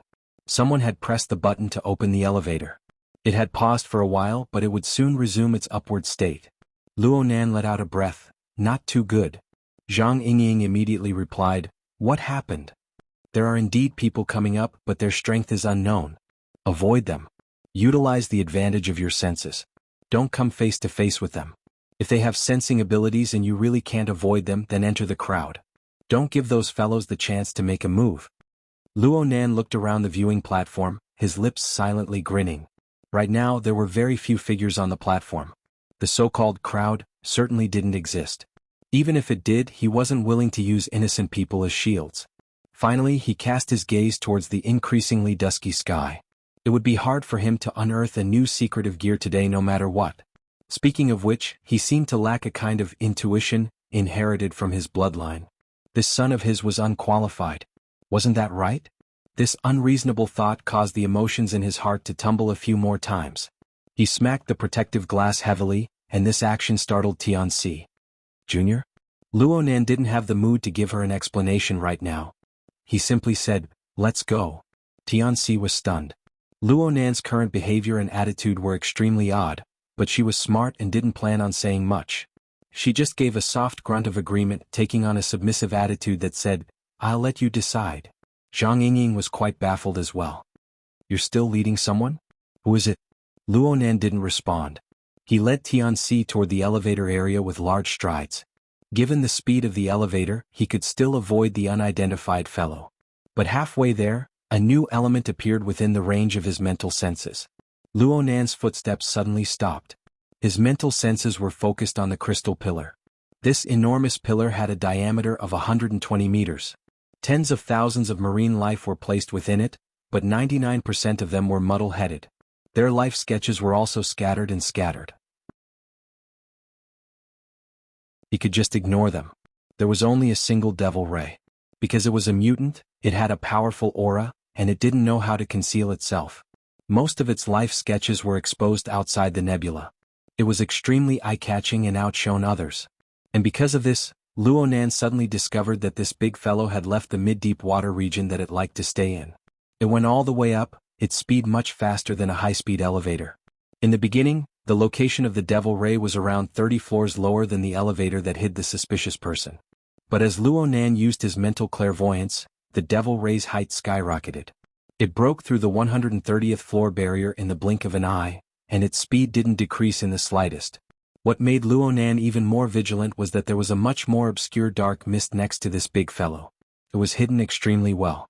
If it weren't for the fact that Luonan was affected by the bright life sketches of the devil ray on the mental plane, Luonan would have overlooked it. This wasn't some marine product. It was a living person. There was nothing to worry about. Luonan immediately changed directions and asked urgently, "Are there any elevators that don't go through Heavenly Ocean Lake?" There were 60 high-speed elevators on the upper floors of Ocean Sky Cloud City. The structure was complex, and Luonan's nebula image wasn't particularly good at dealing with inanimate objects. He could only treat a dead horse as a living horse and ask, "There are." Tianxi's response was admirable. She had done her homework earlier. She immediately pointed to the west side of the viewing platform. "There's a row over there. Walk faster. We'll split up when we get there." Tianxi was practically jogging under Luonan's urging. She was a bit out of breath. "Is Zhu Maoxuan and the others coming up?" "I'm sorry. It's none of your business." Luonan made Tianxi shut her mouth. "You're still acting all high and mighty. If you're in the mood, why don't you take a few more steps?" Zhang Yingying urged Luonan from the other side of the communicator. She was mocking Luonan, but she was actually stomping her feet in anger. "If you don't have the ability, then don't pretend. Shuelei, hurry up." Shuelei's urgent voice rang out. "I'll go from the outside." Luonan corrected his position and updated the information. "Go to the west side of the building.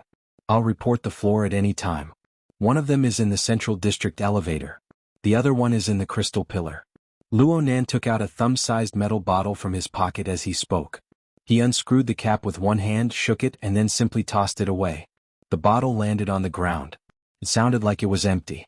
Tianxi couldn't understand what Luonan was doing, but her entire body was stung with cold sweat from his words, which were filled with the smell of danger. In the end, she was a smart person. She cherished her life. She didn't say anything, but she secretly turned on the communication function of her wristband.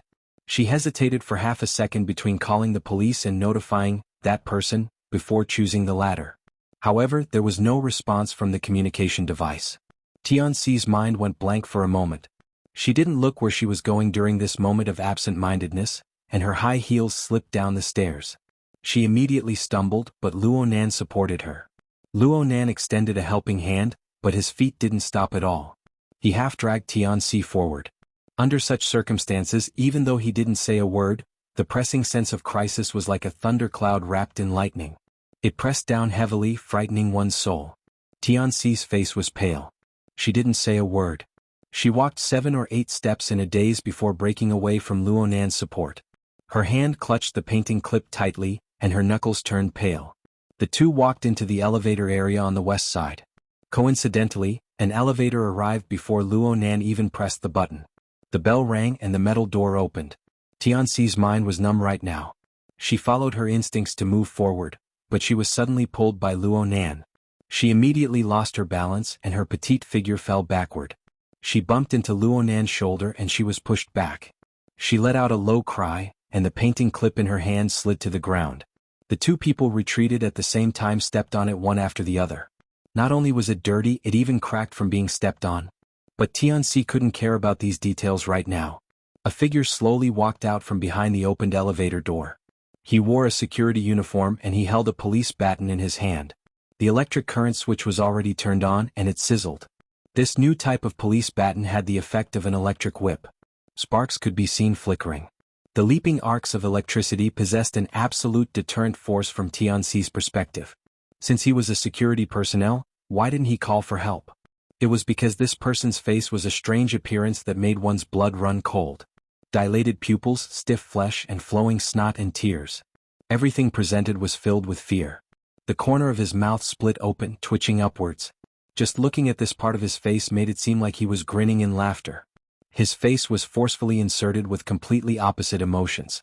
From Tianxi's perspective, this scene was even more terrifying than the scene of the devil ray charging into the crystal pillar. At the very least, that electric baton was real. He's crazy, Tianxi moaned. The crazy security guard's throat emitted a strange ho-ho sound just as Tianxi's voice fell. He exerted force with his feet, brandishing the electric baton as he charged over. Tianxi let out a short cry of alarm, and her body shrunk behind Luo Nan. Just as she hid in the shadows behind Luo Nan's back, the muffled sound of a heavy object smashing into something rang out. There was also the sound of something rolling. Luo Nan's figure stood steadily without moving, and he continued to cover the space in front of him. Tianxi breathed in with great effort to restore her calm. She vaguely heard Luo Nan say something in a low voice.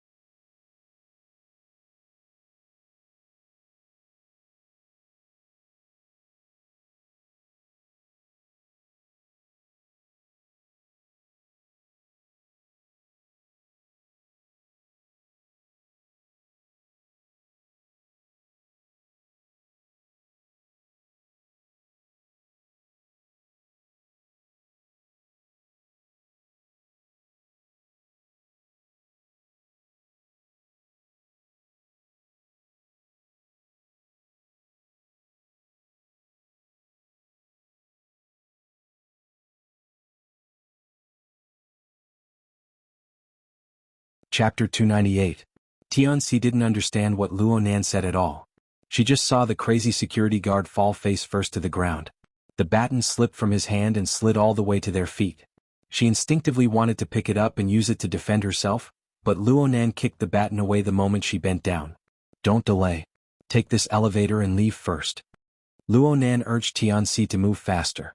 Tianxi hesitated for a moment before walking out from behind Luo Nan.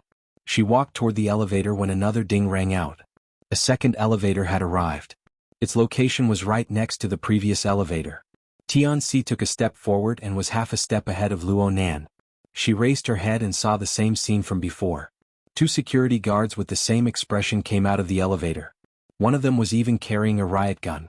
Tianxi's vermilion lips parted when she saw the pitch-black muzzle of the gun, but her throat was choked with fear. She was unable to make a sound. She no longer had the chance to hide this time. But it was also because of this that her pupils dilated from fear clearly reflected the entire process of the two crazy security guards' eyes rolling white as they silently fell to the ground. There were no sound or light effects during the entire process. It was like a pantomime. The people on the viewing platform outside didn't notice anything. But the more it was like this, the more bizarre and mysterious elements seeped into the bottom of her heart. Tianxi subconsciously covered her mouth.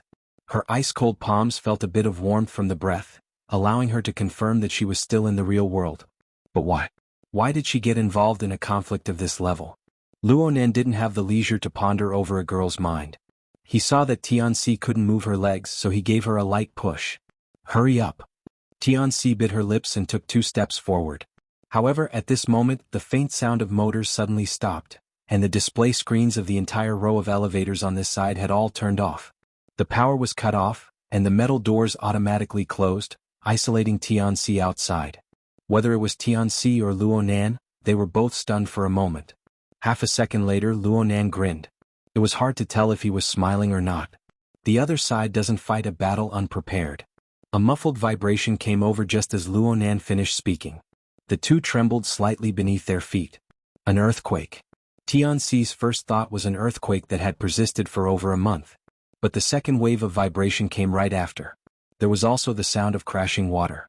It clearly came from the direction of Heavenly Ocean Lake. The few tourists on the viewing platform were all extremely shocked. Some stuck their heads in the direction of the swimming pool, while others directly walked over. Tianxi looked over as well, but Luonan pulled her away. Go to the fire escape passageway. Luonan no longer paid attention to the defunct elevator. He quickly confirmed the location and walked a few steps quickly. He rushed ahead of the confused Tianxi, wanting her to keep up. In a trance, Tianxi took a few steps forward and stepped over the body of the crazy security guard. This time she didn't trip. Instead, she was more stimulated. When things reach an extreme, they move in the opposite direction. Her mind became much clearer. Remembering something, she stopped and bent down to pick up the anti-riot gun on the ground. Tiannan said. A foot swept over and brushed past Tianxi's fingertips, sending the anti-riot gun flying several meters away. Tianxi's heart instantly spasmed. All her complex and chaotic emotions were squeezed to the point of exploding in this moment. She suddenly stood up straight and she did not know where the courage came from. She rushed at Luonan and shouted. She unconsciously lowered her voice, "You have to use a weapon to defend yourself." "Guard down," said Tian. Nan. Tian, for what reason? I just took a course. Non-combatants can't possess weapons of mass destruction in similar situations. Otherwise, I might be the first to suffer. Tianxi knew that she couldn't get angry, but she couldn't stand having her dignity trampled on. She raised her voice. I've gone through military training. I won't hurt you by accident. Or are you worried that I'll shoot you in the back? Yes, they will when the other party has some sort of controlling ability. Luonan raised his wrist slightly after speaking. He asked through his communication wristband. It can control ordinary people. The controlled person's movements are unhindered, and their emotions are strange. What sort of ability is this? Zhang Yingying responded in the first instance. She pointed directly at the owner of this ability. It's Puppeteer. He's a member of the investigation team. He's proficient in high-level hypnosis. His ability is to control life forms with complex emotions. Aside from humans, he can also control wild beasts or mutants with high intelligence, as long as he doesn't suffer a backlash. We can now determine who's in the crystal pillar. Zhang Yingying snorted coldly. Stay away from that stupid woman if you want to live. You should have parted ways from the beginning. Luonan indicated for Tianxi to keep up. He laughed. The other party has made ample preparations. I might not be able to deal with the hostage situation. I might as well keep her by my side and be at ease. You're going to ignore her? Who knows? Why take the risk and try? Zhang Yingying choked. She said resentfully, I'm just afraid that you won't be able to protect her. You'll be threatened all the same. Then it's a matter of ability. Luonan used his mental senses to lock onto the two threatening targets while he cautiously observed the situation all around him. At the same time, he spoke with Zhang Yingying and split some of his energy to keep an eye on Tianxi. Multiple operations and multiple people taking care of each other. This was a bitter task for anyone. However, Luonan dealt with it in an orderly and logical manner. He wasn't messed up at all. In fact, Luo Nan's mind had become much clearer after these 10 days of training. Yuan, bamboo pole, paper cut, and the others had imperceptibly clarified many common-sense standards for him. When he encountered a situation and needed to make a judgment, he already had a set of rules about what elements he needed to consider and what he could overlook. Also, the cultivation of the heart lantern of the eye's orifice had allowed his reaction and coordination abilities to advance by leaps and bounds, even though he had yet to reach in-progress results. No matter what situation he faced, he would always be much calmer than before. He even split some of his mental energy. Leister, be a bit steady. Don't charge too fiercely. No problem. I'm around the 110th floor. I'll be there soon. Shui Lei's breathing was steady, but his mood was clearly a bit tense. Luo Nan comforted him. It's okay. I've already taken down 3 of them. Puppeteer's move is useless against me. He arrived in front of the fire escape passageway as he spoke. He was just about to push the door open when he suddenly felt that something was wrong. The heart lantern of the eye's orifice flickered, and he immediately retracted his arm. He was just a hair away from stabbing his finger with the dark green beetle's pincers on the door handle. The sharp edge of the pincers was serrated, and there was a layer of green and lustrous light. The result of stabbing him would probably not be good. The attack missed, and the beetle, which was the size of a fist, buzzed. It spread its wings and flew into the air, smashing down to cover Luo Nan's face. Tianxi cried out in alarm. Luo Nan's other hand grabbed the loose-leaf notebook, and he swung it like a fly swatter. The dark green beetle leaped up to avoid Luo Nan's attack, and then it pounced down. It displayed inconceivable agility. Luo Nan saw that the force of his attack was exhausted, and he was no longer able to block it. A thin piece of paper floated out from between the pages of the notebook in Luo Nan's hand. It lay horizontally in the path of the beetle's attack. It transformed out of thin air, contracting like a spring, and then it burst open to reveal a small and exquisite figure. It flew high into the air and kicked the beetle far away. The small and exquisite figure landed on Luo Nan's shoulder. It was actually a small paper man the size of a palm. It had all 4 limbs and its face was muddle-headed. Its body was only a thin layer, but it just so happened to adopt a fist stance.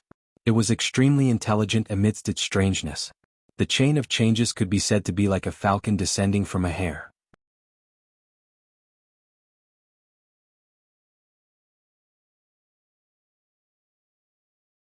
Tianxi's cry of alarm had only just begun. Things were far from over. Not only did the beetle that was sent flying waver a few times, but it pounced over again. 7 or 8 beetles flew out from the crack in the door of the fire escape passageway. It was as if they were carved from the same mold. They buzzed with the sound of flapping wings, and they pounced over in unison. They were a dense mass of darkness, and it made one's scalp go numb. Luo Nan's figure hastily retreated, and he even pulled Tianxi along with him. The small paper man on his shoulder soared into the air even earlier. It was like a valiant boxing master. It faced the enemy head-on without the slightest fear. It punched and kicked, and each strike was heavy. It sent 3 flying in a row, stopping the momentum of the beetle's attack. But no matter how valiant and tenacious the small paper man was, it was still outnumbered when faced with the beetle swarm. Its figure was not inferior to the beetle swarm, and it didn't possess the ability to fly. It had no choice but to borrow strength from the beetles. It was greatly restricted, and soon it was in dire straits. One of its arms was torn off, and it floated to the ground. Fortunately, the beetle's reactions were not sharp or astute. They were confused by the small paper man's aura, and they all fell to the ground. They gathered in a circle, and because they were small targets, they hindered each other, giving the small paper man time to struggle. Luo Nan retreated all the way, but his gaze never left the small battlefield. He asked, "Is controlling beetles a skill of puppeteer?" Zhang Yingying didn't answer immediately.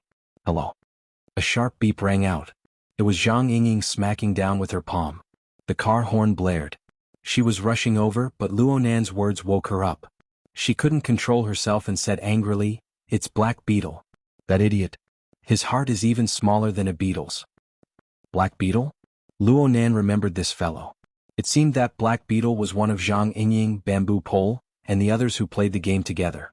During the operation to encircle the human-faced arachnid at the Limestone Water Village pub, Black Beetle had swung his hands and left because he was dissatisfied with He Yuan's blunt and outspoken style. Later, Black Beetle vented his anger on Luo Nan because of the matter of the operation score. He directly made a phone call to threaten Luo Nan. Luonan really didn't know how Zhang Yingying and the others were able to play with such a character. Right now, Black Beetle had already made his move, and he was going against Luonan. His position was very clear. Zhang Yingying went silent for a few seconds after she spoke. Her voice was a bit low. She didn't mention personal matters. She just said, "Don't treat him as a wizard. Pay attention to his close-range attacks. His speed definitely isn't fast, but his transformations are strange. His explosive power is strong and many of his techniques are dipped in poison." Luonan's gaze cut across the mass of beetles. "That's really bad. Alright. Is he in activation class?" "What?" Zhang Yingying didn't react for a time. "Soul strength activation. It's the type that Papercut excels at. Aren't they divided into the control style and the activation style? I think this move of his is quite similar." Zhang Yingying didn't understand what he meant. She could only say, "It's the activation class. But I'm telling you to be careful of his close-range attacks. That's what counters you the most." "I know."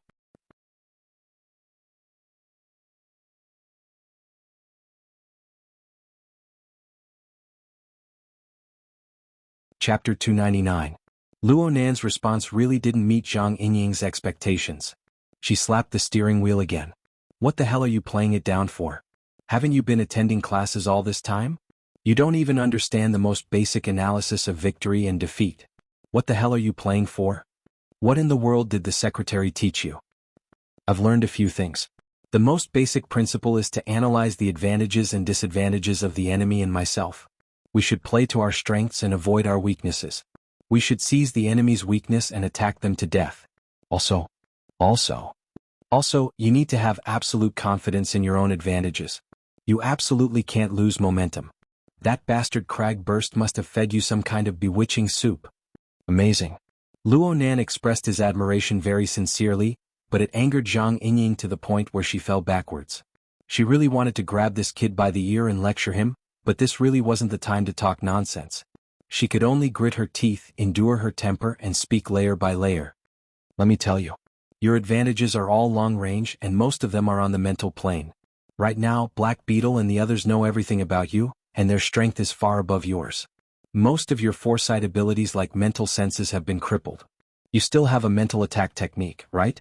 It looks pretty good, but if the opponent is on guard, it's not hard to specially prepare a layer of countermeasures. They've already reached this step. Why would they be afraid of putting in more effort?" Luonan listened earnestly to Zhang Yingying's analysis, but he declined to comment. In the end, he just hung his head slightly, closed his eyes and breathed out, adjusting his state. When he opened his eyes again, he gave a simple answer. "I'll do my best not to meet them face to face." "You?" Level 125. Shuelei took the initiative to interrupt. He also reminded the two that it was better to act than talk. If they continued to toss and turn, Black Beetle would really come charging over. "Got it," Luonan responded. From beginning to end, whether it was Shuelei or the two dangerous targets, they were all within the range of his senses. He had a grasp of their respective rhythms of action. He even estimated the specific data. Puppeteer is still leading the Devil Ray to crash into the wall. Black Beetle just exited the elevator. The straight line distance is 55 meters, and he's advancing at a uniform speed. There's no better route. Move forward. The first part was an instruction to Zhang Yingying, and the last 3 words were an order to Tianxi, indicating that this senior sister should rush into the fire escape, and he even gave her a push. But insects. Facing more than 10 ugly beetles piled up together, Tianxi's hair stood on end. She was already very strong-willed to keep her legs from weakening. Easier to deal with than humans. Though Luonan said this, he still shook his notebook. The pages split apart and another small paper man jumped out. It wandered around the outside of the beetle pile, helping its companion to disperse the pressure and making the fight even more lively. Tianxi was unable to smile at all when she saw this mini and even comical battle scene.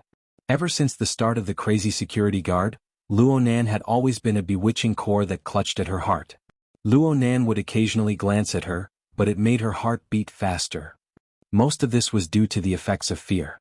But she also remembered what Luo Nantong had said during the call. Under such circumstances, this young man, who was 6 or 7 years younger than her, did not need to hide anything. All his worries and considerations were open and frank. Because of this, The flavor of leniency that came after calm contemplation clearly appeared. Luonan didn't wish for her to become a hostage. It wasn't that there was any friendship between the two. It was just that it would bring trouble. But how could a truly emotionless person consider this? Tianxi thought of that person. She had already contacted him countless times after the incident, but he didn't pick up. He completely ignored her. Comparing the two, the callous and deep core behind his exquisite brows could be seen even more clearly. Tianxi found it strange that she was still able to think of these things in this critical situation. Perhaps this was the nature of women? Tianxi laughed self-deprecatingly after a few waves of thoughts churned in her mind. A bit of calmness reappeared from her dazed and chaotic state. She no longer hesitated and doubted pointlessly. She held her breath and carefully walked toward the fire escape ahead of her. The two small paper men gathered the beetles into a ball, clearing the path to the fire escape. Luonan and Tianxi took a few steps forward. There was a bit of commotion as they passed the beetle swarm. Tianxi instinctively shuddered, but Luonan promptly reminded her, "Don't worry about it." Tianxi looked at the wooden door of the fire escape, which was only 2 steps away. She simply closed her eyes and extended her arm forward. She increased the speed of her feet instead of slowing down. Her palm made contact with the door in the span of a breath. The beetles she had been worried about did not turn around to chase after her. There weren't even 1 or 2 extra beetles in the dusky stairwell. Behind her, Luonan pushed open the wooden door of the stairwell, but he didn't enter. He just said to Tianxi, "Keep walking down. Don't worry about the elevator." "Aren't we going together?" Tianxi didn't receive a response from Luonan at all. The 15 or 16-year-old youth in front of her had long since turned his face to stare at the situation on the viewing platform. His body leaned against the half-open door, his back slightly bent. He could react at any time. Tianxi was a bit hesitant, but before she could speak, a muffled explosion that shook the heart came from the viewing platform. The muffled sound wave was mixed with cries of alarm and screams. A powerful pillar of water sprayed out from the center of Heavenly Ocean Lake. It rushed all the way to the dome above, sweeping away the gorgeous decorations hanging from it. What was even more shocking was the enormous shadow within the pillar of water. It seemed to make a flip while sticking to the dome before falling down heavily. The pool water violently surged out, washing away many of the surrounding furnishings. The tourists who had surrounded the pool to watch the show, driven by curiosity, were swaying left and right. Some even slid into the water, screaming over and over. The viewing platform was a complete mess. "You're quite strong. Why aren't you leaving yet?" The situation before her eyes, as well as Luonan's reminder, made the stupefied Tianxi finally understand the meaningless role she played in this storm. She gritted her teeth, turned around and rushed down the stairs. Her heels clattered against the ground and soon she disappeared without a trace. Puppeteer's methods had caused the viewing platform to be in a state of chaos. Even the beetles in front of the fire escape were in an uproar. It was as if their intelligence had jumped 2 levels in an instant. Most of the beetles flew up, and most of the paper men who were unable to levitate were useless. The highly intelligent beetles broke away from the stupid situation and took advantage of the situation to confirm their target. A dozen or so pairs of compound eyes locked onto Luonan, who stood at the entrance to the fire escape. They made slight adjustments and they swarmed over with a buzzing sound. The dense black mass had the style of a horror movie. Luonan didn't react in the first instance. His gaze didn't even fall on the bodies of the numerous beetles. Instead, it pierced through the middle and fell on a certain person on the viewing platform. The viewing platform was in a state of chaos due to the magnificent power of the Devil Ray. A crowd of tourists clutched their heads and some fled. There were a few unlucky people who were still struggling in the water. Only the person Luonan's gaze was pointing at was dressed in black clothes with the demeanor of an investigator. He wore a gaudy necktie and he had one hand in his pocket. He walked over unhurriedly. He was on a completely different line from the others. Though his pace was calm, his speed was actually extremely fast. It was as if he possessed the length contraction technique. This manifested his outstanding body control and coordination. This was the Black Beetle. Right now, the distance between the two didn't exceed 40 meters. A well-trained ability user could easily discern the target at this distance. Black Beetle rushed at Luonan and laughed. 5 colored stripes were engraved on his black teeth, sending a treacherous and sinister power through the air. The speed of the pouncing beetle swarm actually increased by several times. Luonan's eyes were half closed. The impending dangerous situation seemed to be covered by a layer of mist. it was not all that clear. But the heart lantern flickered within his brain, reflecting the flying and crawling trajectories of every beetle, and it made predictions. The trajectories crisscrossed and extended, and a layer of incorporeal spider web was laid out. Luo Nan resided in the center of the spider web. The movements of any beetle would be reflected in his mind, and the beetle would crawl on the spider web. The beetle would slow down when it collided with the spider web. It wasn't that the speed of the beetle itself was reduced. Instead, Luo Nan's judgment and consciousness, which was brimming with foresight, caused the level of movement of the beetle to drop by a level. This was a newly learned skill. It was an application of the heart lantern of the eye's orifice. At the same time, the mental senses that had fused with his instincts displayed their effects. It was just as Luo Nan had deduced. These fluttering beetles were no different from the small paper men on the ground in a practical sense. They were just mediums for the activation of soul strength. They were carriers of the operational structure of core energy and information. Luo Nan's mental senses illuminated the special configurations of the bodies of each beetle, and they were all reflected one by one. Even though there was a certain difference from the prismatic structure that he had come into contact with the most, Papercut's course had touched upon several basic transformation modes. Therefore, the changes in the core structure of the beetles, including their corresponding rhythms, entered the scope of Luo Nan's clairvoyance. Not a single strand of it was reflected into his mind. Just like that, his mental senses and the illumination of the heart lantern fused together. The spider web, which originally only involved the movement of objects, suddenly merged with many more layers. It was densely packed, layer upon layer of obstacles. The flying and pouncing beetles immediately slowed down by a level. In the domain of reaction, a beat slower was the difference of an entire world. All sorts of changes were synchronized with the control center of Luo Nan's body. Luo Nan responded according to the level of danger. What Luo Nan did was to step sideways to make way for the entrance to the fire escape passageway. He added more force to the automatic rebounding wooden door. This was a simple set of actions, but the most rare thing about them was that they were clearly layered. They weren't messed up at all, and they gave off a feeling of calm and unruffled. This was the full embodiment of body coordination. Half of the effects of cultivating the heart lantern of the eye's orifice over the past 10 days came from this. The door closed heavily. Through the glass of the door, Luo Nan could see the beetles unable to dodge in time. They collided headfirst into the door, and the crackling sounds of impact were quite crisp. Of course, this wasn't enough. These beetles weren't made of steel, so a normal impact wouldn't be able to injure them. Luo Nan didn't hope that this attack would succeed. He just used the door to block, and then he ran down the stairs. His eyes remained half-closed as he ran, and an incorporeal spider web revolved around him in the void. Above his head, on the familiar mental plane, a vicious and ugly shadow responded to his summons. It appeared by his side, occupying the center of the spider web. Its 6 eyes circulated with brilliance as it absorbed information from all directions. It was none other than the executor who had gotten rid of the 3 crazy security guards. The human-faced arachnid. You're tuning in to the Han Lee's Wuxia Chronicles YouTube channel. We're so grateful for your support, and don't forget to subscribe to join us on this incredible journey through captivating stories. Your generosity through donations truly makes a world of difference, as it's the primary source of revenue that allows me to expand and enhance this channel for you. Thank you from the bottom of my heart for being a part of this adventure.